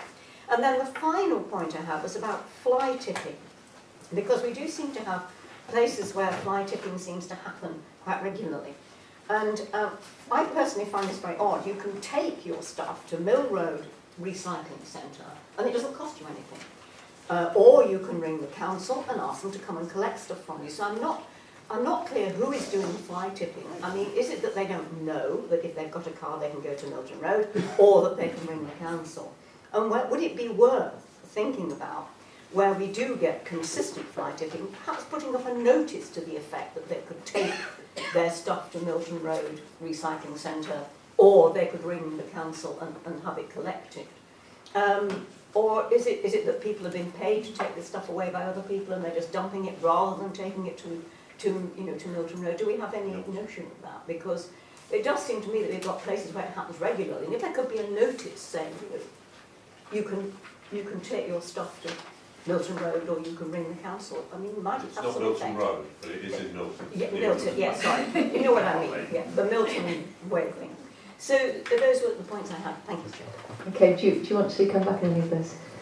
Yes, certainly. I think first off, in relation to businesses, we're looking at implementing, as I've done, a number of other local authorities. I think in particular, I believe Croydon in London and Rugby in the use of community protection warnings, which you can then issue to a business or to, say, for instance, a landlord of a HMO, to say if a number of the residents are causing issues, you can actually serve a notice onto the actual landlord, say, rather than trying to identify the individual residents. That would apply to businesses as well. So probably within the next few weeks, I believe we'll start issuing or looking at community protection warnings, which then can in turn lead to community protection notices. In regards to the fly tipping, I believe that there is information on the websites, and that we do have signs where we do get issues in regards to fly tipping being offence, etc. I think one of the things we need to be wary of is information overload with signs everywhere, and giving people too much information. But I believe we are also looking at a leaflet and poster campaign in regards to making people more aware of the issues in relation to fly tipping and to dispose of their waste correctly, and what services that we can provide as a city council in relation to doing that, in regards to, say, for instance, bulk collection and things like that. And I think the final point, I think it was relatively difficult for ourselves, because in relation to we're getting too technical, observations and what is covert and that sort of thing may well be more of a matter for the police, because they would have the powers in regards to the Regular Investigative Powers Act that we necessarily wouldn't be able to use. Yeah, and we do have a police one coming up next, so I might ask Colin, isn't it? Yeah, Colin, if you could possibly comment on that when it comes to your item, that would be very helpful. Councillor Sinnott. Thanks, Chair. Jamie, I didn't catch your second name or the name of your colleague, so it'd be great if you could come back with that. And just to clarify, can we report directly to you? Because previously I've been reporting to Wendy, so... You can do. Normally anything that would go to Wendy Young would come to myself, Jamie Lambert. So we can come directly to you? Or Nicholas Kester, yes. Okay. Wendy can't make a meeting. Yeah. Oh, I see. Okay. So, just to flag up two things. East Road Estate, I mean, you've been undertaking regular cleanings there, and it's good, it shows, and all of the graffiti was dealt with, which was fantastic. So the central walkway is getting filled up with dog ends again, and dropped stuff, and there's also some graffiti. Again, I've got pictures I could show you after the meeting, if that's possible, or I'll email you and attach them. So your second name? Yes, it's Jamie Lambert. Lambert, okay. You Thank pay you. yourself for a lot of emails. Is there anything else you want to say on that, or is that? No, that's fine. If you just email it through to myself or Wendy, we can have a look from there. Great, thank you. And just to say that I have Councillors Barnett, Kavanagh, Walsh and Robertson down to speak already. What I'm then going to do is open it out for public questions, and if there are any further councillor questions, I'll open it out again at the end. And I've already had an indication from Frank that he'd like to say something. So, Councillor Barnett. It's just a really quick question. I noticed that there's a big increase in needle findings. I know it was certain incidences that had happened and it was kind of quite large numbers in one find. But I just wondered if there's anything we could do about that, maybe advertising how people dispose of their needles, that kind of thing. Yeah, I think the incident in particular, I think it's in relation to about approximately 112 needles. Is that right? Yeah. In regards to that matter, I think it was dealt with where the person actually disposed of them didn't necessarily realise due to various matters what the ins and outs of that, the actions particularly were.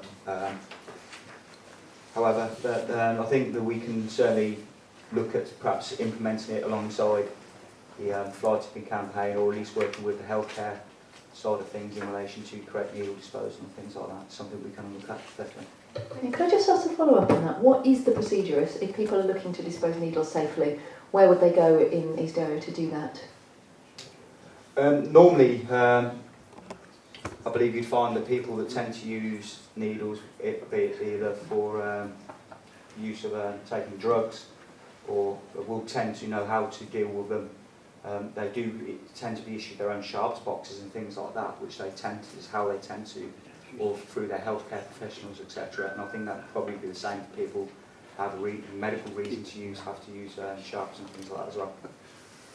Thank you. Councillor Kavanagh. Yeah, on page 11 there you've got derelict cycles listed. And this year there's 29 have been investigated.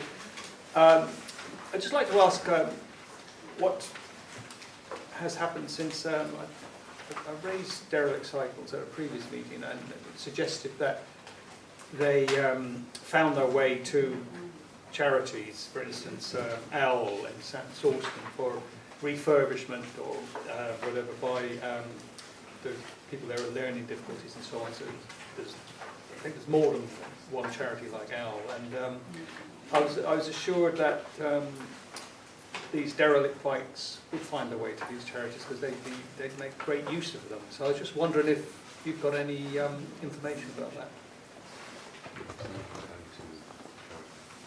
Yeah, as far as I know, the procedure has actually, from what it was, has now changed in relation to derelict cycles and abandoned bikes.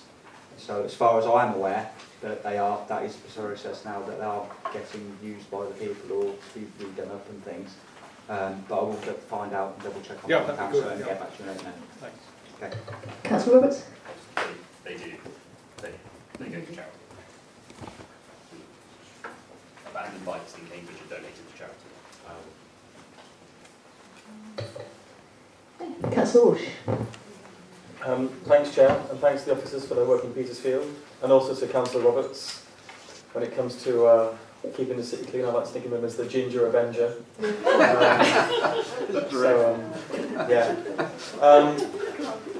I see that Abbey councillors are again leading the way when it comes to dog litter signs. And Petersfield, we are remiss, we have used none of ours. I wonder whether it's worth checking whether St Matthew's Peace, the green within St Matthew's Estate, Petersfield Green, the two entrances to Mill Road, Cemetery from Mill Road and Norfolk Street, and Ravensworth Gardens have clearly visible dog fouling signs, and if they don't, can we start shifting our allocation a little bit, please? Okay, follow-up question from Councillor Blanco. Well, clearly, Abbey and Petersfield, in terms of their geography and layout, are completely different. There's a huge expanse of land within the Abbey overall, and we are quite a dense neighbourhood, so if your point is fair to a point, but... I'm appealing to Councillor Roberts' ego. If residents ever do suggest to us, we relay them straight on to the team to... Yes, of course we do that. Thanks. Any follow-up on that, or is that just noted? Thank you. Thank you. And then Councillor Robertson. Thank you, and thank you to the City Rangers for the work they've been doing on the East Road Estate in particular. The use of community payback has really been very effective there. The pictures on the back pages, on pages 24 and 25, are a testament to that. There is more work that could be made available to the community payback team on those railings and all over the place, so I hope that will be done. But I have a question, and that's about the use of sprays to weed kill. Now, I can understand that using sprays saves having to strip around the edges of footpaths and against fences around trees, but it does seem to be a little bit over the top when so much of the grass is killed around the trees and fences. And I would hope that we could find a way to reduce the extent to which they're spraying so that it's less unattractive as a result. Thank you. Yeah, we can take a note of that and say it's not necessarily my department deals with that, but I will pass it on to those concerned. Thank you, Councillor. Thank you. I'm now going to pass it on to any questions from the floor. Frank. Hang on, wait for the mic. Sorry. I just say that the Bright Young Things at the Bodywork Dance Studio, much to my surprise, are great smokers. And they used to have a bin outside the Bodywork, but somebody nicked it. So if we could have the bin back, please, outside the Bodywork Dance Studio, and it ought to include an ashtray. So there we are. And just to add, I did notice in the Cambridge News that the gentleman who I happen to know is connected to the hotel and restaurant trade was actually successfully prosecuted by the City Council about 3 or 4 months ago for dumping fridges, I believe, in St Thomas's Road. And he got a community order, I think, of 100 hours community service. So there are successes on fly tipping, and I was really impressed to read in the Cambridge News that particular gentleman had been caught. Thank you. Clean up the graffiti in the programme. Yes.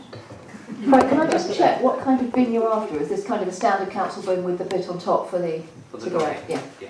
Thanks. Okay, thank you. Once they've been extinguished. Are there any other? Indeed. Actually, that sounds like a very good point, just to mention something I was going to remind councillors of. In addition to alerting officers about bins and no dog fouling signs, we've also been asked to consider where pocket ashtrays should be distributed from. If you're not familiar with these are fantastic little heat-proof pockets. And similarly, if any members of the public here have any comments about where those could be given, it's a very good way of not having cigarette butts all over the street. So just to remind people of that. Can I just see if there are any more questions from the floor? Yes, gentleman at the back. Thank you. My name is Peter Wakefield and I live over in the estate behind us here. I'd like to thank the team for the community work you did in getting the payback scheme and getting all the edges for lawns sorted out. Everybody in our little road house is very appreciative of that. But we do have some tagging which are sprayed on fencing, not walls but fencing, which is it possible to get these tags removed off wooden fencing. It's easy enough off walls, but we've got quite a little spate of rather large sprayed on tags. Okay, Councillor Sinnott would like to respond to this one. Peter, that's the very graffiti I was referring to. I have photographs on my phone. I'll show you afterwards if that's possible. And I will report it. Right, okay. So another, I think, to say that this is one that Councillor Sinnott's already raised with the officers and will be following up. Councillor Roberts, is that Yeah, can I just say on the graffiti, you'll often notice that when graffiti occurs in Cambridge, that there's a delay sometimes in getting it removed, and that's not a delay on our team's part. We have to seek permission from the people who own the property, because obviously there's a chance we could damage their property, and that stretches all the way from tags on the side of colleges and expensive brickwork all the way down to fences. So it's a long, not a long process, but it is a process that needs to be gone through. Any more questions from the floor? So I'm doing that teacher thing now, wait time, just to be sure. Are there any more questions from councillors? Councillor Herbert. Well, all I'd like to do is just reiterate the point about the burn bank. I know particularly in some, because it's been raised with me by people in other wards as well as in Coleridge, there's just not the need to cause as much of a yellow sort of long-term mark. And I appreciate that the mowers can't get into areas near, say, a sign or whatever, but it ends up looking very ugly. So, we don't have enough greenery around some of the streets, so it's quite important that the grass is there. Councillor Bagent. Thank you, Chair. We were talking about the area where the drug addiction takes place, or drug addicts and the bushes and things, and wouldn't that be an ideal spot for the payback people to be doing some work? What, drug taking? Yeah. Okay, do you want to come back on that? Yeah, certainly. I think one of the things Wendy asked me to pass on is that if you have got the details on myself and Nick's contact details, we are open to suggestions to how you'd like to see the community payback people used in conjunction with the City Rangers. That's something we can take on board, and any suggestions we can look at and say whether it's viable to use them in that way or not. Yeah, and actually I did have a question about community payback myself, which is I use the Carter Bridge almost every day, and the bollards that are installed on the Petersfield end, which are relatively new but not that new, are still not painted white, and I wondered if that's something possibly you could liaise about as being a community payback. It's a very short piece of activity, but it would be very valuable, I think, for cyclists. Yeah, it's certainly possible, it's noted, and I'll pass it on and find out. Councillor Roberts? Sorry, sorry.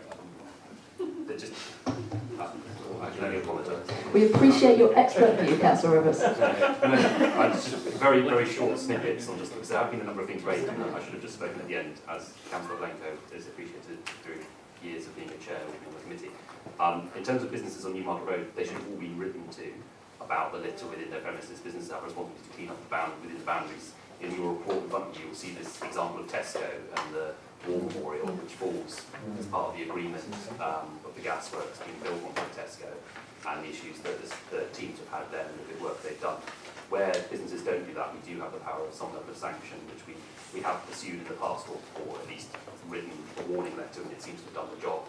In the case of exactly the same Tesco at the back, we had exactly that issue. Just one other issue, just to mention, is just on terms of fly tipping. We've recently increased the top end fine for fly tipping in the city to the maximum, and the government have loosened the law somewhat, the regulation on issuing FPNs for fly tipping, which makes it more conducive for councils for the first time not to go through the court system to get money back. And that money, when it does come back, we don't go out and just fine people. We bring that back, and that pays for all the work that these guys, the great work that their teams are doing. And obviously, with the maximum fine now it's £400 in the city, it's a real increase. That coming back in relation to any instance of fly tipping is obviously helps pay for cleaning the city. Thank you. So what we now need to do is look at the priority details, which are on page 37. of your pack. It's slightly hard to read, I appreciate it's slightly hard to read that there, but it's page 37. There are 4 priorities that the team would like us to, would recommend that we continue with, and also a new priority that is suggested as well. So are there any questions or comments on those priorities, or anything else people would like to see added to those? If there is nothing, yeah, Councillor Johnson? Just wanted to clarify, in respect of priority 5, I should have mentioned this earlier, when it says the Fort-Way estate, does that include Jack Warren Green as well? Yes, it would do. Fort-Way, Jack Warren, basically anywhere from the right-hand side past the shops along there, which you would take on board. Sorry, Jack Warren Green. Jack Warren Green. That's when it's off Fort-Way. Okay, so I'm going to split the vote into 2 here. I'm going to first of all ask if people support the continuing 4 priorities. If there is some disagreement, then we'll split it into each one in turn, but we'll put it through as a pack for now, if that is acceptable. And then I will do a separate vote on the new suggested priority, priority number 5. So first of all, can I ask who is in favour of continuing with the 4 priorities as a block? Agreed. All agreed? Yeah. Any disagreements or abstentions? And on taking on the new priority? Agreed. All agreed? Yeah. Any disagreements or abstentions? Okay, so the priorities are carried with an extra priority added, priority 5. Gentlemen, before you go, is there anything else that you want to add or let us know about?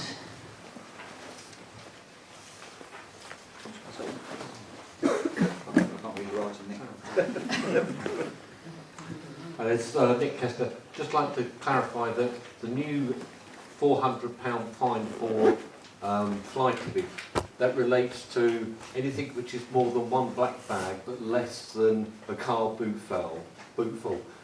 Anything more than that is classed as large-scale fly tipping, which then we'd look at going to court and prosecution.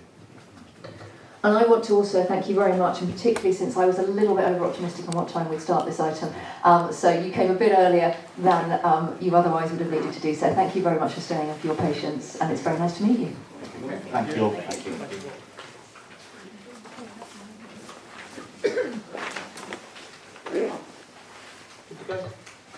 Okay, thank you very much. And we are now on to pages 25 to 34 of the pack.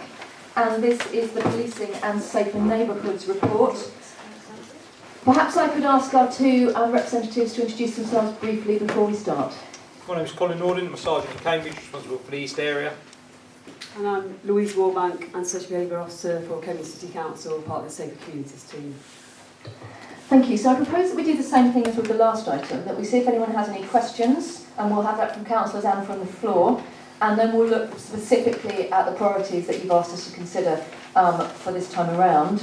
Again, before we start, could you just give us any headlines that you would like to give? So just summarise what the issues are and what you think we should particularly be looking at. Okay, from a police point of view, at the last meeting we attended, we set 3 priorities. The first one was supply controlled drugs. We've seen an increase in this. We had an operation before, we monitored it. The operation was successful. We saw an increase in violence, we saw an increase in the amount of dealers come to Cambridge. With that, we launched a further operation, put more resources into it, really targeting those dealing the Class A drugs and bringing really harm to the city. Very, very successful. They've made loads of arrests, recovered loads of Class A drugs, recovered lots of money, which is seized, and we'll be applying for the courts to keep that money. And we should secure convictions in almost all the cases, from what I've seen. These officers have been an attachment to that as well. Some of them have, when needed. What was good, the intelligence we were getting back, it was getting hard to buy Class A in the city, which is always a good sign that you're taking them out. And the London dealers, or the London lines as we call them, were basically saying Cambridge is a very expensive city to work in because we were taking their staff, which is a nice thing for us to hear. We understand that we're never going to solve it all, but I think we have reduced it. A lot of the people coming up in the city, it's not just the drugs they're bringing, a lot of them are carrying knives. Some of the lads we caught, for those that got released on bail, we've actually caught some of them again with knives, so they're just not getting bail now. Generally, those with knives don't get the bail. We apply to remind them, and the courts are generally, I think, backing us up in almost all the cases. the situation is far better than it was when we launched the operation. We haven't had the level of violence we sort of started to see creeping in, so it's a success. It goes back, it's ongoing now, slightly reduced staffing, but it is definitely ongoing. We are still locking people up, not quite daily at the moment as it was, but definitely weekly. That continues. Where we find people in houses which are not privately owned, we work with the housing officers, we will look for evictions if people are allowing. Sometimes these people are being forced to allow these people in for intimidation and scare tactics. As I've said before, these people are very dangerous individuals. Several of them we've nicked in the past have now been done for murder and received life sentences. So they are a real risk to the city. But from speaking to the gang units in London, I think we've got a good situation. I think we're ahead of a lot of other cities. It still is a very, very safe city to live in. Okay, all other cities, or many other cities, are experiencing this. So that's the drugs. ASB says in and around Mill Road. I mean, this priority has been going, I think, as long as I have on the team. As a city, I think it's fair to say there's an increase in the street life community, which often generates a lot of our ASB calls. Sometimes they're not actually doing anything wrong, people just don't, they think it's antisocial by that presence, but that is recorded as an antisocial incident even if we close it with no further action.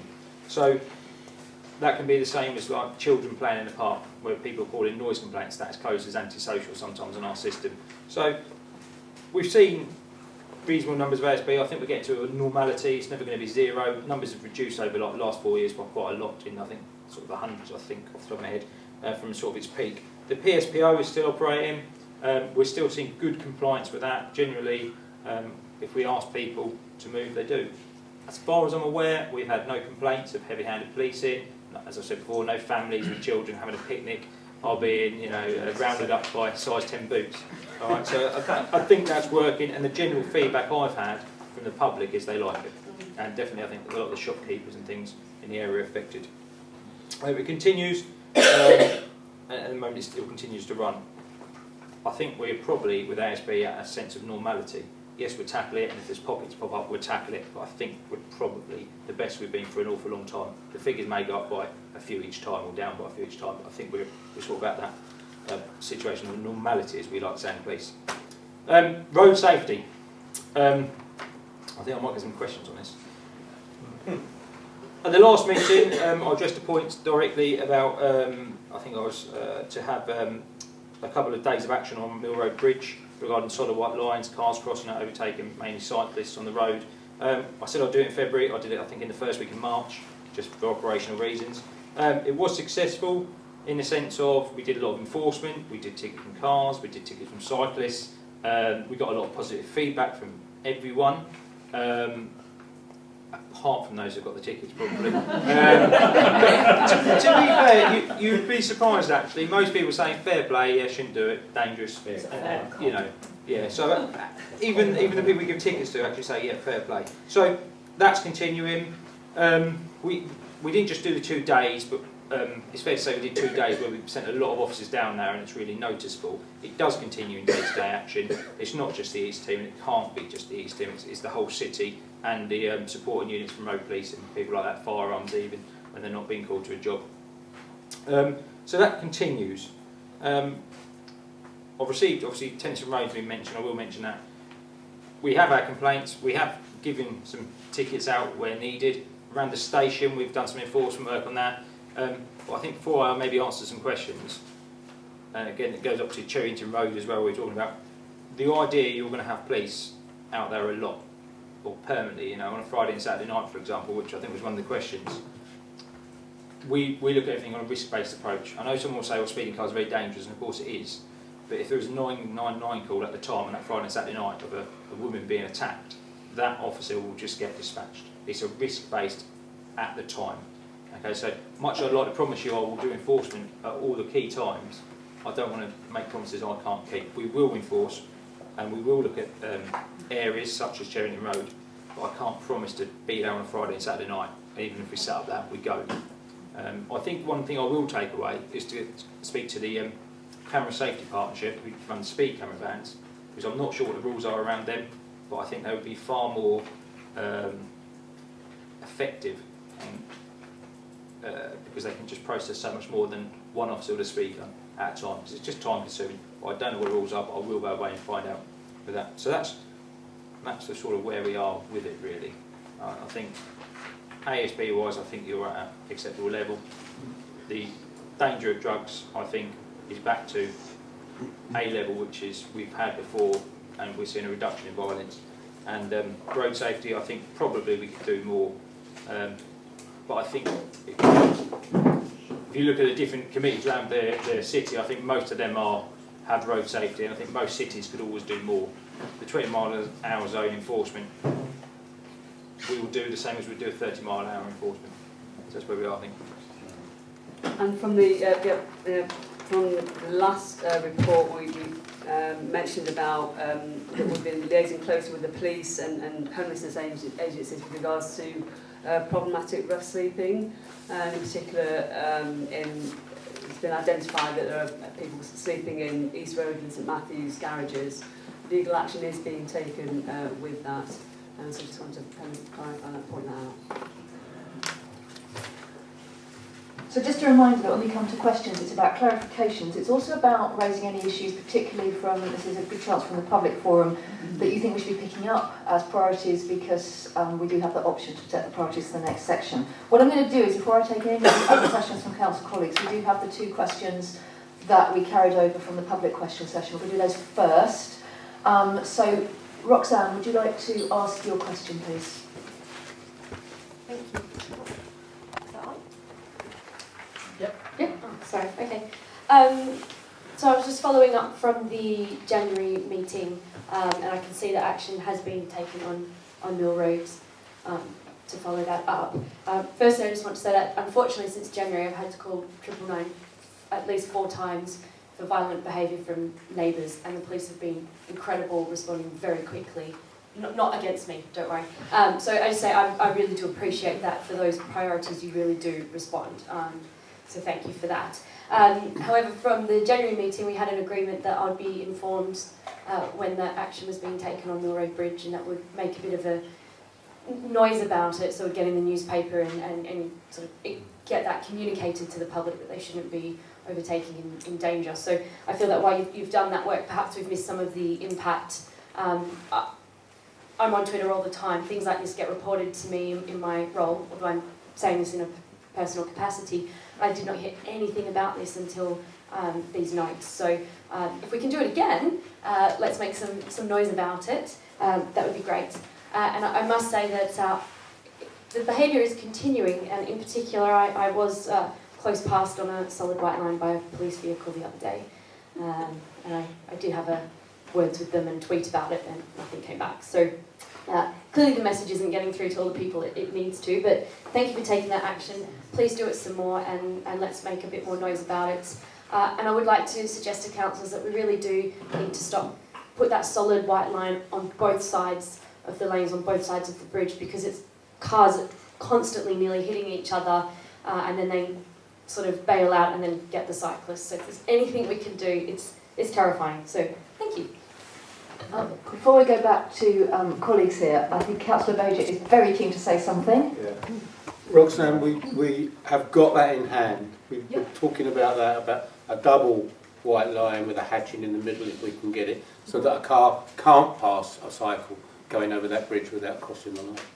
Yeah. But we're going to try and do that. Okay. And I'm just wondering as well, as a supplement to that, whether it's possible to do a press release after the fact and say that we've done that work on Mill Road Bridge and the number of people that tickets we've issued, so that actually could be something that's visible as a warning. So I'll just ask you whether that's possible. I'm sure we could. I think I'd probably rather do another day rather than say back in March. Fantastic, even better. Yeah. One on a week. Do you need to ask a follow-up, or is that? No, I'm happy with that. Also, I just remember for January there was the item that someone would look into signage on the bridge. I guess what Dave's doing is part of that project. Yeah, I don't remember the signage. That was Zoe, I think. The head of highways at county basically said no to it. I wish I could give you a more rounded answer as to why, but there clearly is a reason behind it, and it was actually, so I'll be sort of liaising a bit more with Councillor Bajan, because actually my request to kind of stop the overtaking as well, I didn't get positive feedback with that either, but we will continue to look at what can be done. One of the messages I got back from the head of highways, for example, was cyclists really should be using the Carter Bridge rather than Mill Road Bridge. So one of the things I've talked about with an officer who has been looking at cycle routes is the potential of actually having a bespoke cycle bridge that is next to our bridge that goes over on Mill Road. I think some of the interesting things that might come out of stopping traffic that we're looking at as part of the city deal, I think there are changes and moves to kind of, as we reduce traffic and as Councillor Herbert says, to get this 20-mile really enforced everywhere. I think we might see improvement in that. But I'm completely with you. I think cars shouldn't actually be able to overtake on that bridge, and if they have to go right down to 10 miles an hour and give some priority to cyclists. But that's where I'm at the moment. It's not been very positive from the Highways Department. I will continue to ask.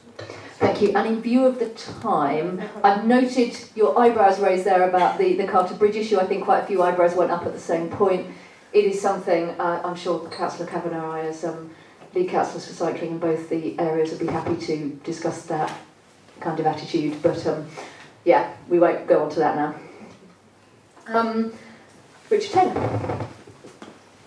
Thanks. On the alcohol ban public spaces protection order for the areas off Mill Road, the report says that the protection order has been used, and the police have just told us that it's generally used informally. But is it used entirely informally, or are there some statistics on numbers of fixed penalty notices, numbers of court prosecutions, numbers of people being convicted at court, or formal warnings? And I was surprised that we didn't have those kind of statistics before Councillor Herbert took the decision to renew the order.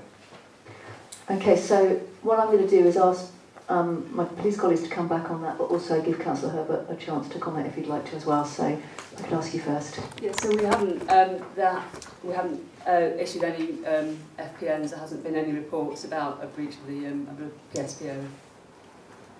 Okay, Councillor Herbert. Well, I mean, I think the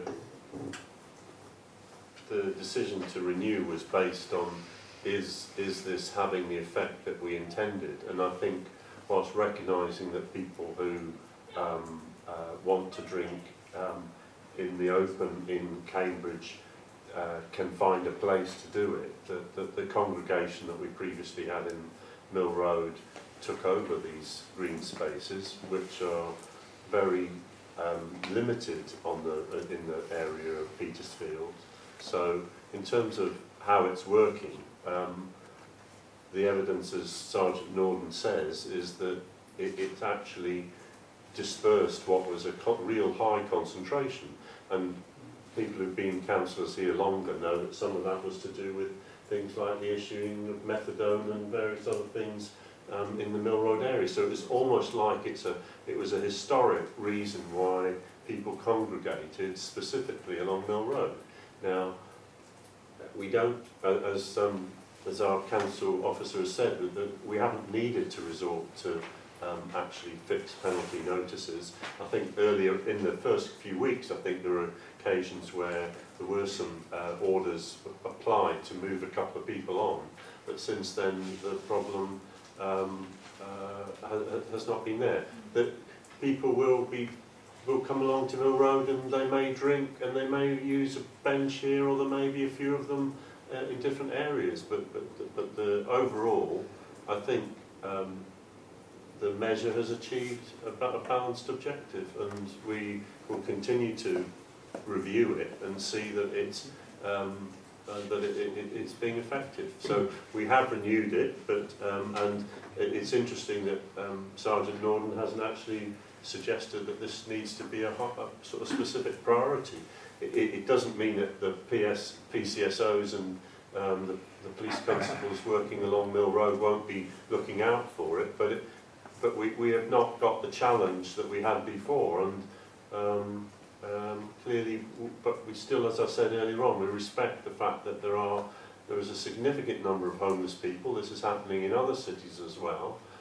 That's not the only reason people are on the streets in the city centre, but we do continue to work with them, including through the community safety team, because we think about their interests in a lot of this, as well as those of the residents.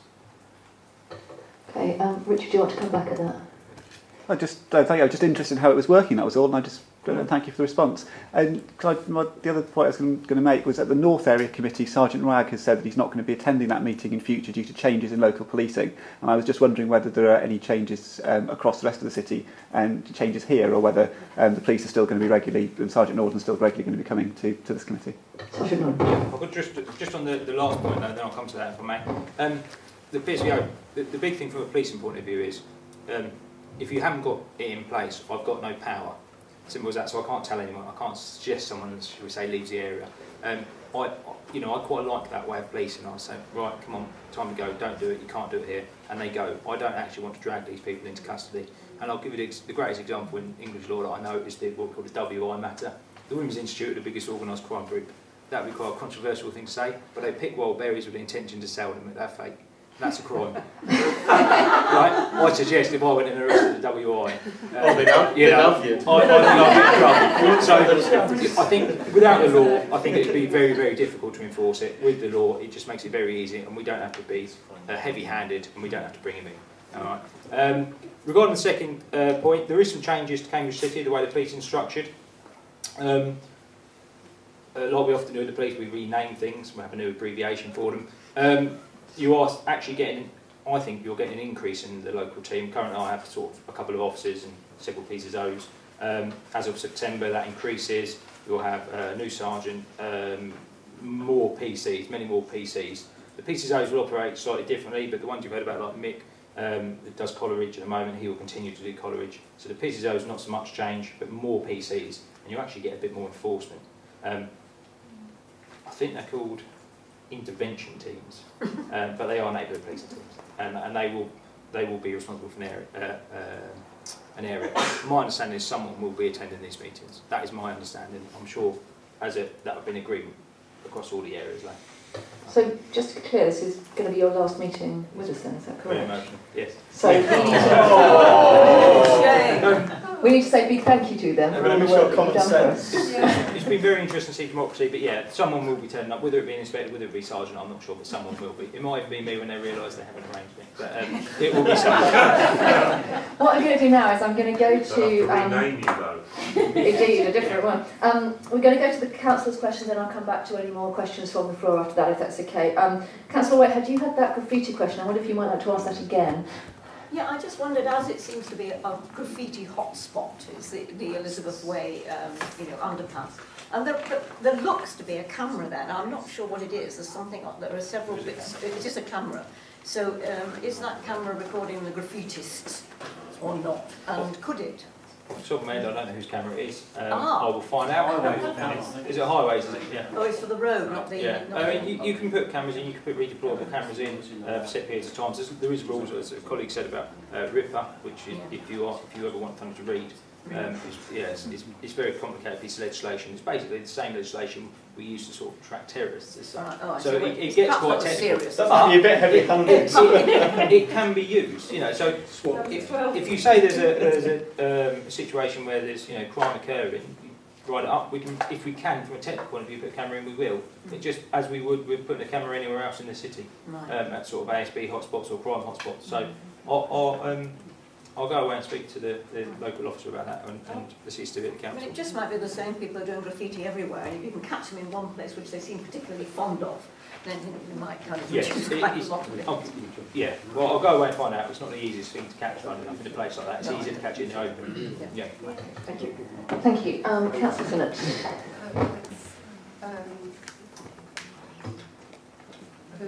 There we are. Sorry to hear you'll be not appearing very much more times. So around Mill Road, Devonshire Road, we know this because we were in touch. you said that you would make sure there was a police presence there for some time ago. I'm sure you did. And at last East area, as I've emailed you about is it possible to have a CCTV camera there? And the other thing is the rise in violent crime. It's really quite substantial. Not in Petersfield, I can see. There's been a reduction.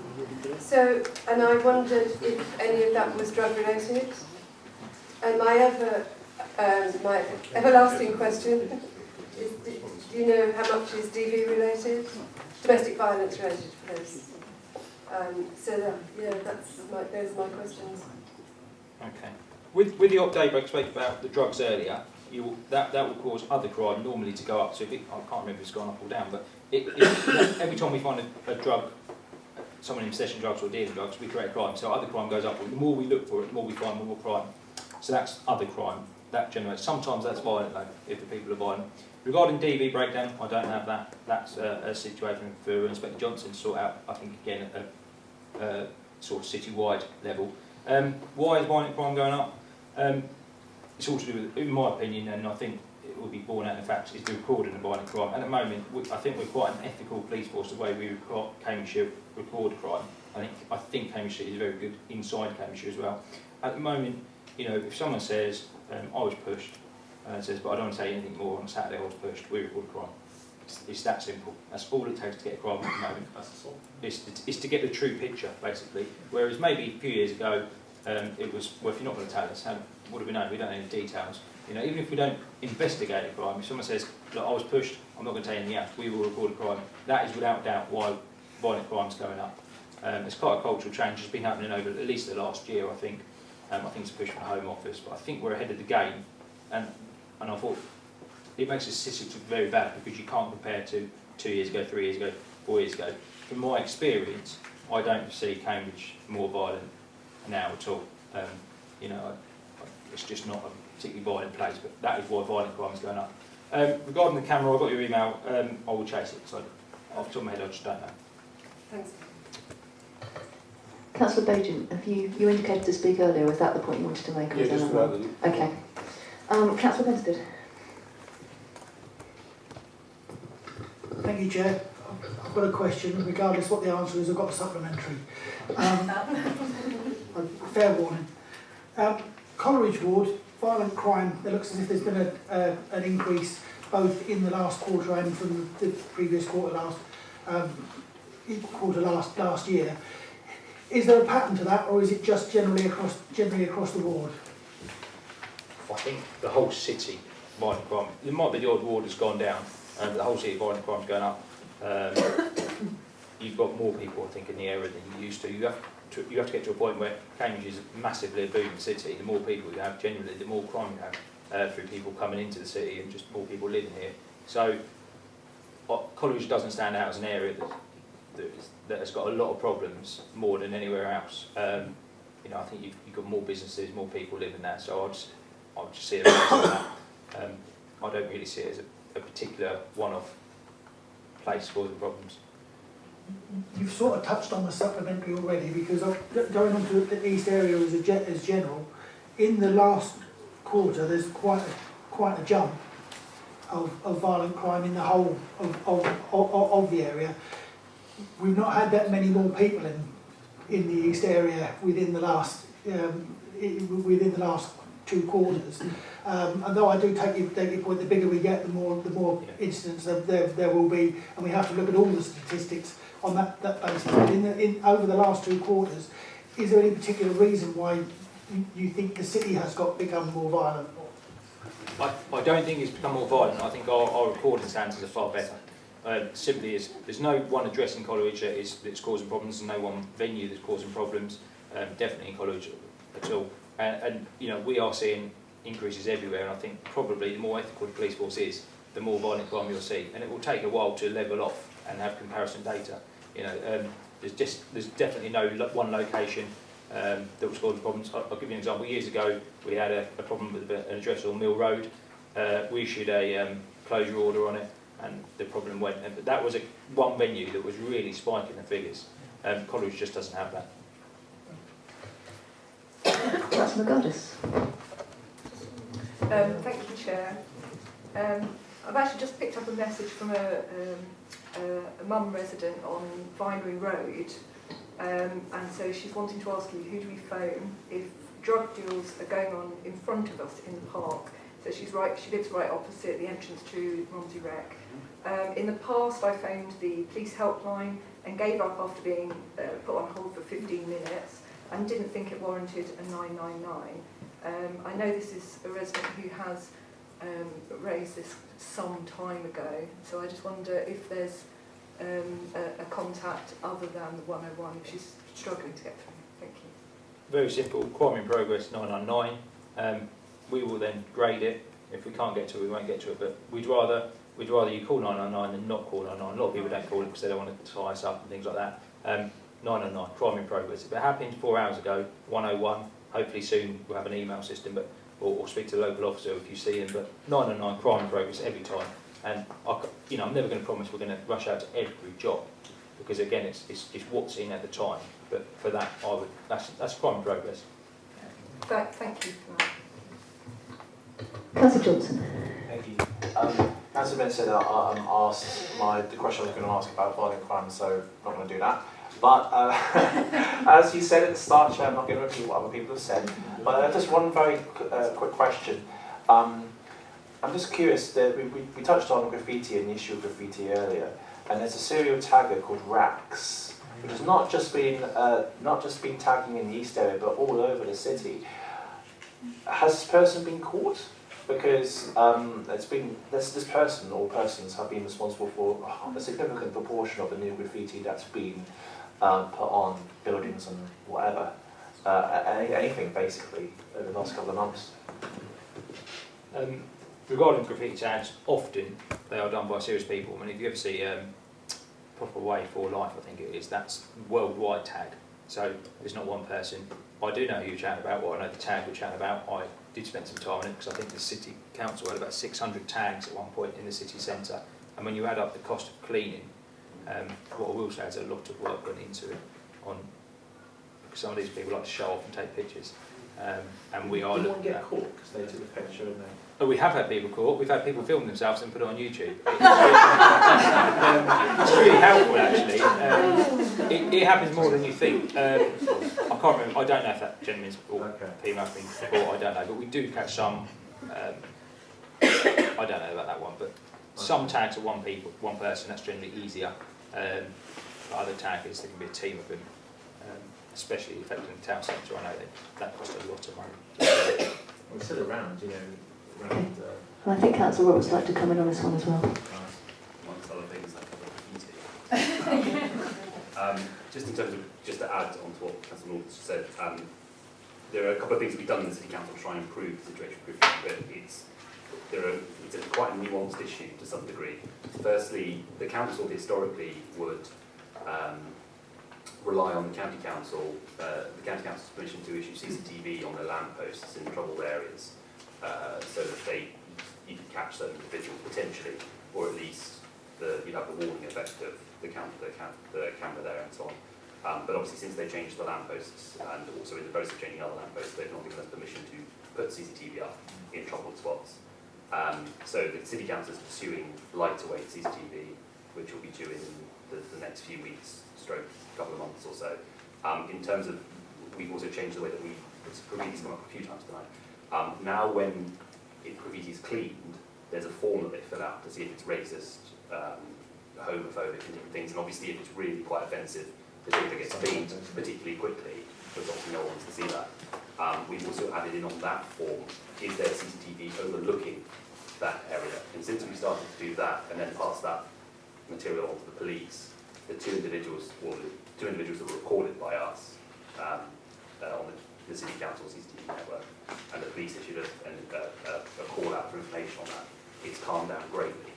The only other thing I'd add on graffiti is when you see your reports and things and you see graffiti going up recently, it's because we're starting a new campaign to remove graffiti that our teams see when they empty bins and do things. So it's not so much an increase in graffiti at the minute, it's that we're being more proactive in cleaning it. It was definitely an increase just ahead of about April time, where it was getting ridiculous and it was costing a fortune. Okay, so I've got a question from Councillor Kavanagh, then I'm going to open it out to the floor. Councillor Kavanagh. Right. Yeah, I notice page 32, there's the list of cycle thefts, and Petersfield stands out as being the area with the highest number of cycle thefts. So presumably that's around the station. So it's the question is, and this is an observation, do you think the opening of Cycle Point will cut back the statistics for Petersfield's thefts of cycles? No. I've said this many times at the committee, but I will say at the side point, I think we did go and arrest some people. We put a press release out for some people. They got identified, we've arrested them, we've prosecuted them for theft from that. I was sort of hoping they were going to be British Transport Police's responsibility, but unfortunately they're Cambridgeshire's. Yes, it's good. Yes, it's much better, of course. The CCTV is outstanding. I will say that. I've viewed it. It's absolutely brilliant. Even when we went to arrest the person, we had the CCTV, and even his mum goes, "Oh, that's my son. That's my son. That'll do for identification. Thank you." So that was really good. So yes, it can only be a positive thing. There's still many other sites, but the biggest problem with cycle theft in Cambridge is very simple. People use a £1 cable lock to lock up their £5,000 bike, or they don't lock it up. The cycle thieves will tell you, get a proper lock. The best one you can get. That's the first thing. And the second thing is, very few people can tell me what's been stolen. And I've said before, if you have your car stolen, you tell the police the make, the model, the colour and the index number. Most people struggle with the make of that bike. I've got a framed crime report in my office where the person couldn't remember the colour. They said it was red or black. They couldn't remember, not both, they couldn't remember. And in Cambridge, it shouldn't be too hard to find. So I don't think, I don't think it will have a negative effect at all. I think it will have a better effect. I think more responsible people will probably put it in there rather than against, some, because they were struggling to park it somewhere else against some railings down a side street. But really lock up your bike with the best lock you can and have the details. We recover a lot of bikes. I was speaking earlier, and I've had it in the reports before. I've done warrants and houses, recovered 60, 70 bikes. They're clearly all stolen. I've put them on Facebook. I've had open days at the police station. I think I've identified 3 or 4 because no one could tell me what that bike is. Even if you get I'm not an expert on bikes, but like a Boardman, about £1,000. I've recovered several of them, and you can't find the owners because people don't know that. It's just a Boardman. There are lots in Cambridge, even like the specialised bikes now. So I get to the point where if you can't tell the police what you're looking for, what's been stolen, how are we meant to find it? But I think it will have a positive effect. The CCTV is good. It's more secure than what we had before. But people will still cycle, and if they can't steal them now, they'll simply steal them somewhere else. They're a currency in Cambridge. It's a pain, it's a problem, but we haven't got stabbings, and that's our worst problem. That's not bad. Okay, any public questions? Frank. Can I just add, perhaps Mr Taylor's edification, that we as a Residents' Association were asked about the renewal of the Public Space Protection Order in Mill Road, and it was specifically raised at our annual general meeting, which was attended by about 70 residents a couple of months ago, and there was unanimous support for renewing the Public Space Protection Order, a fact that I did relay back to the City Council. So there was feedback from residents that they were very appreciative of the Public Space Protection Order. Just moving on, there's also in our Residents' Association been considerable discussion about the number of drunk people in Mill Road. And it was certainly thought at our committee meeting last night that there's been a marked increase in the number of drunks on Mill Road. And that, in fact, it is unacceptable. I think this highlights 2 issues. Firstly, the Reduce the Strength campaign, which the City Council much trumpeted, hasn't really worked. I did ask a question about it, a Freedom of Information request about it a couple of months ago, and was told that the responsibility for that particular measure has been transferred from one department to another. But I have to tell you, there is still considerable quantities of white cider, which is high strength, sold in large bottles, very cheaply, and there's large quantities of that still sold from shops in Mill Road, and until they stop doing that, then there's always going to be a problem. The second point is that there was a strong feeling at our Residents Association committee last night that the public space protection order should in fact be extended to the whole of Mill Road, not just the open spaces. And we will be liaising with the Traders Association at Mill Road, and we will be coming forward with that request to the City Council. So that's a bit of advance warning for you. Thank you, Chair. So, Ron, you do want to comment on any of that? Yes, I mean, PSPO, I think it works. I think it's brilliant bit of legislation, and I think it's nice that we can, as we were saying earlier, use it but not have to really enforce it from a point of fines and charges. I know the council consult with the police about that, slightly above my head on what we feel like that, but I mean, I'm a supporter of it from the bit we've got now. Regarding the alcohol, yes, I understand from a police point of view, it'd be lovely if we didn't sell any alcohol in Cambridge, and I wouldn't have any people that are causing problems. But people will generally, in my experience, people will go where the alcohol is.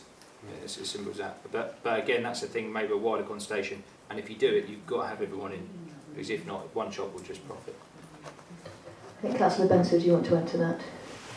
Yeah, I'm a great believer and a great supporter in reducing the strength, but as the officer says, it only needs one premises in the area to continue selling the high strength alcohol, then it undermines everything else. For many years, as you know, I was chairman of the licensing committee. This year I'm vice chair because I've got another little job on which I'm dealing with. But I'm still keeping my hand in on licensing. I've banged this point home at numerous area committees and at other gatherings in the past. We would like to have licences reviewed, but to review licences we need evidence, and it needs to be actual hard evidence and not hearsay. If we're going to take a licence to review and bring it in front of a panel, we need the strong evidence that licensee, that licensed premises is selling alcohol to people who are already drunk, which is illegal. That is a basis of the licensing law. You're not allowed to sell alcohol to people who are already inebriated. And I've been in pubs and clubs and I've seen people where they have been refused service because they are already drunk. There is no reason why an off licence should not be refusing that because it's in their licence. So if you have evidence, time, date, place, make a note of it and report that, because we cannot go into a review situation half-baked. We won't, in the same way the police won't do that. The police have to prove beyond reasonable doubt. The police have to see both the fire and the smoke. Our premise is different, and licensing, we only have to go on the balance of probabilities. We only have to see the smoke. But we still need to have evidence to go on that, and we need to have somebody to ask for the licence to be reviewed. If you feel there is a particular licensed premises on Mill Road which is consistently doing this, please speak to the licensing officers for advice on how to gather that evidence. Because when we take the licence to review, we have a number of options. One of them may well be not taking the licence away completely, but putting additional conditions on that licence which would not allow them to sell alcohol above a certain strength. One of the big controversies we had in Mill Road recently was why we issued a new licence for the new Sainsbury's. The reason that the licensing committee did that recently, within the last couple of years, is because that premises already had a drinks licence and they could sell anything they wanted. Sainsbury's came to the licensing committee and wanted to change the licence with a new licence for themselves, which allowed us to reduce the strength of alcohol that they were selling. Had we have turned down Sainsbury's application for the new licence, they would have operated on the old licence, and though I personally think that Sainsbury's was a responsible enough operator to have not sold the stronger alcohol anyway, they would have been able to, and if they'd have sold that premises on, that licence would have carried on, and it could have gone back to selling the stronger alcohol. Taking a licence to review and putting additional conditions on the licence is a valuable tool, but we need to have the evidence. End of rant. Thank you. Thank you very much. Are there any other comments or questions from the floor? Yes, thank you. Yes, I wanted simply to ask the police where at present abandoned bicycles or bicycles that are lost or stolen, where they go and where they can be examined by people who have lost a bicycle. My understanding is that some of them go to the police station, some go to the Mill Road depot, and some are still held at the station if they've been culled from the wrecks at the station. But I just want to know where in general they go, and is there any specific place where if you lose a bicycle you can go to see if it is there? Thank you. Okay, Sergeant Norton.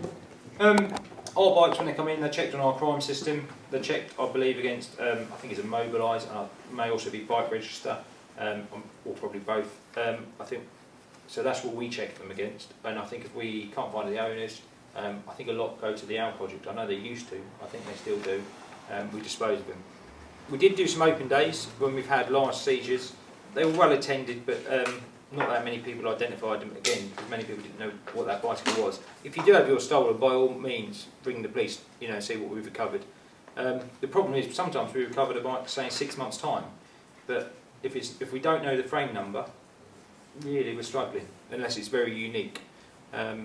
So you can ring the police, however, if we haven't got your bike at the time, we won't have it. Where do you draw the line? So what I would say the key is, register your bike's details on Immobilise and Bike Register, and then that's a national search. So if any police force recovers your bike, they will be able to get in contact with you. Thank you.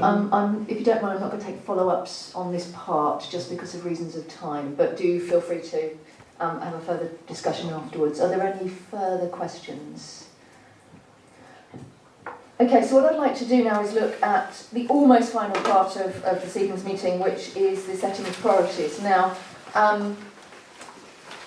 the police report asks that we keep the continue to target the supply of controlled drugs as a priority.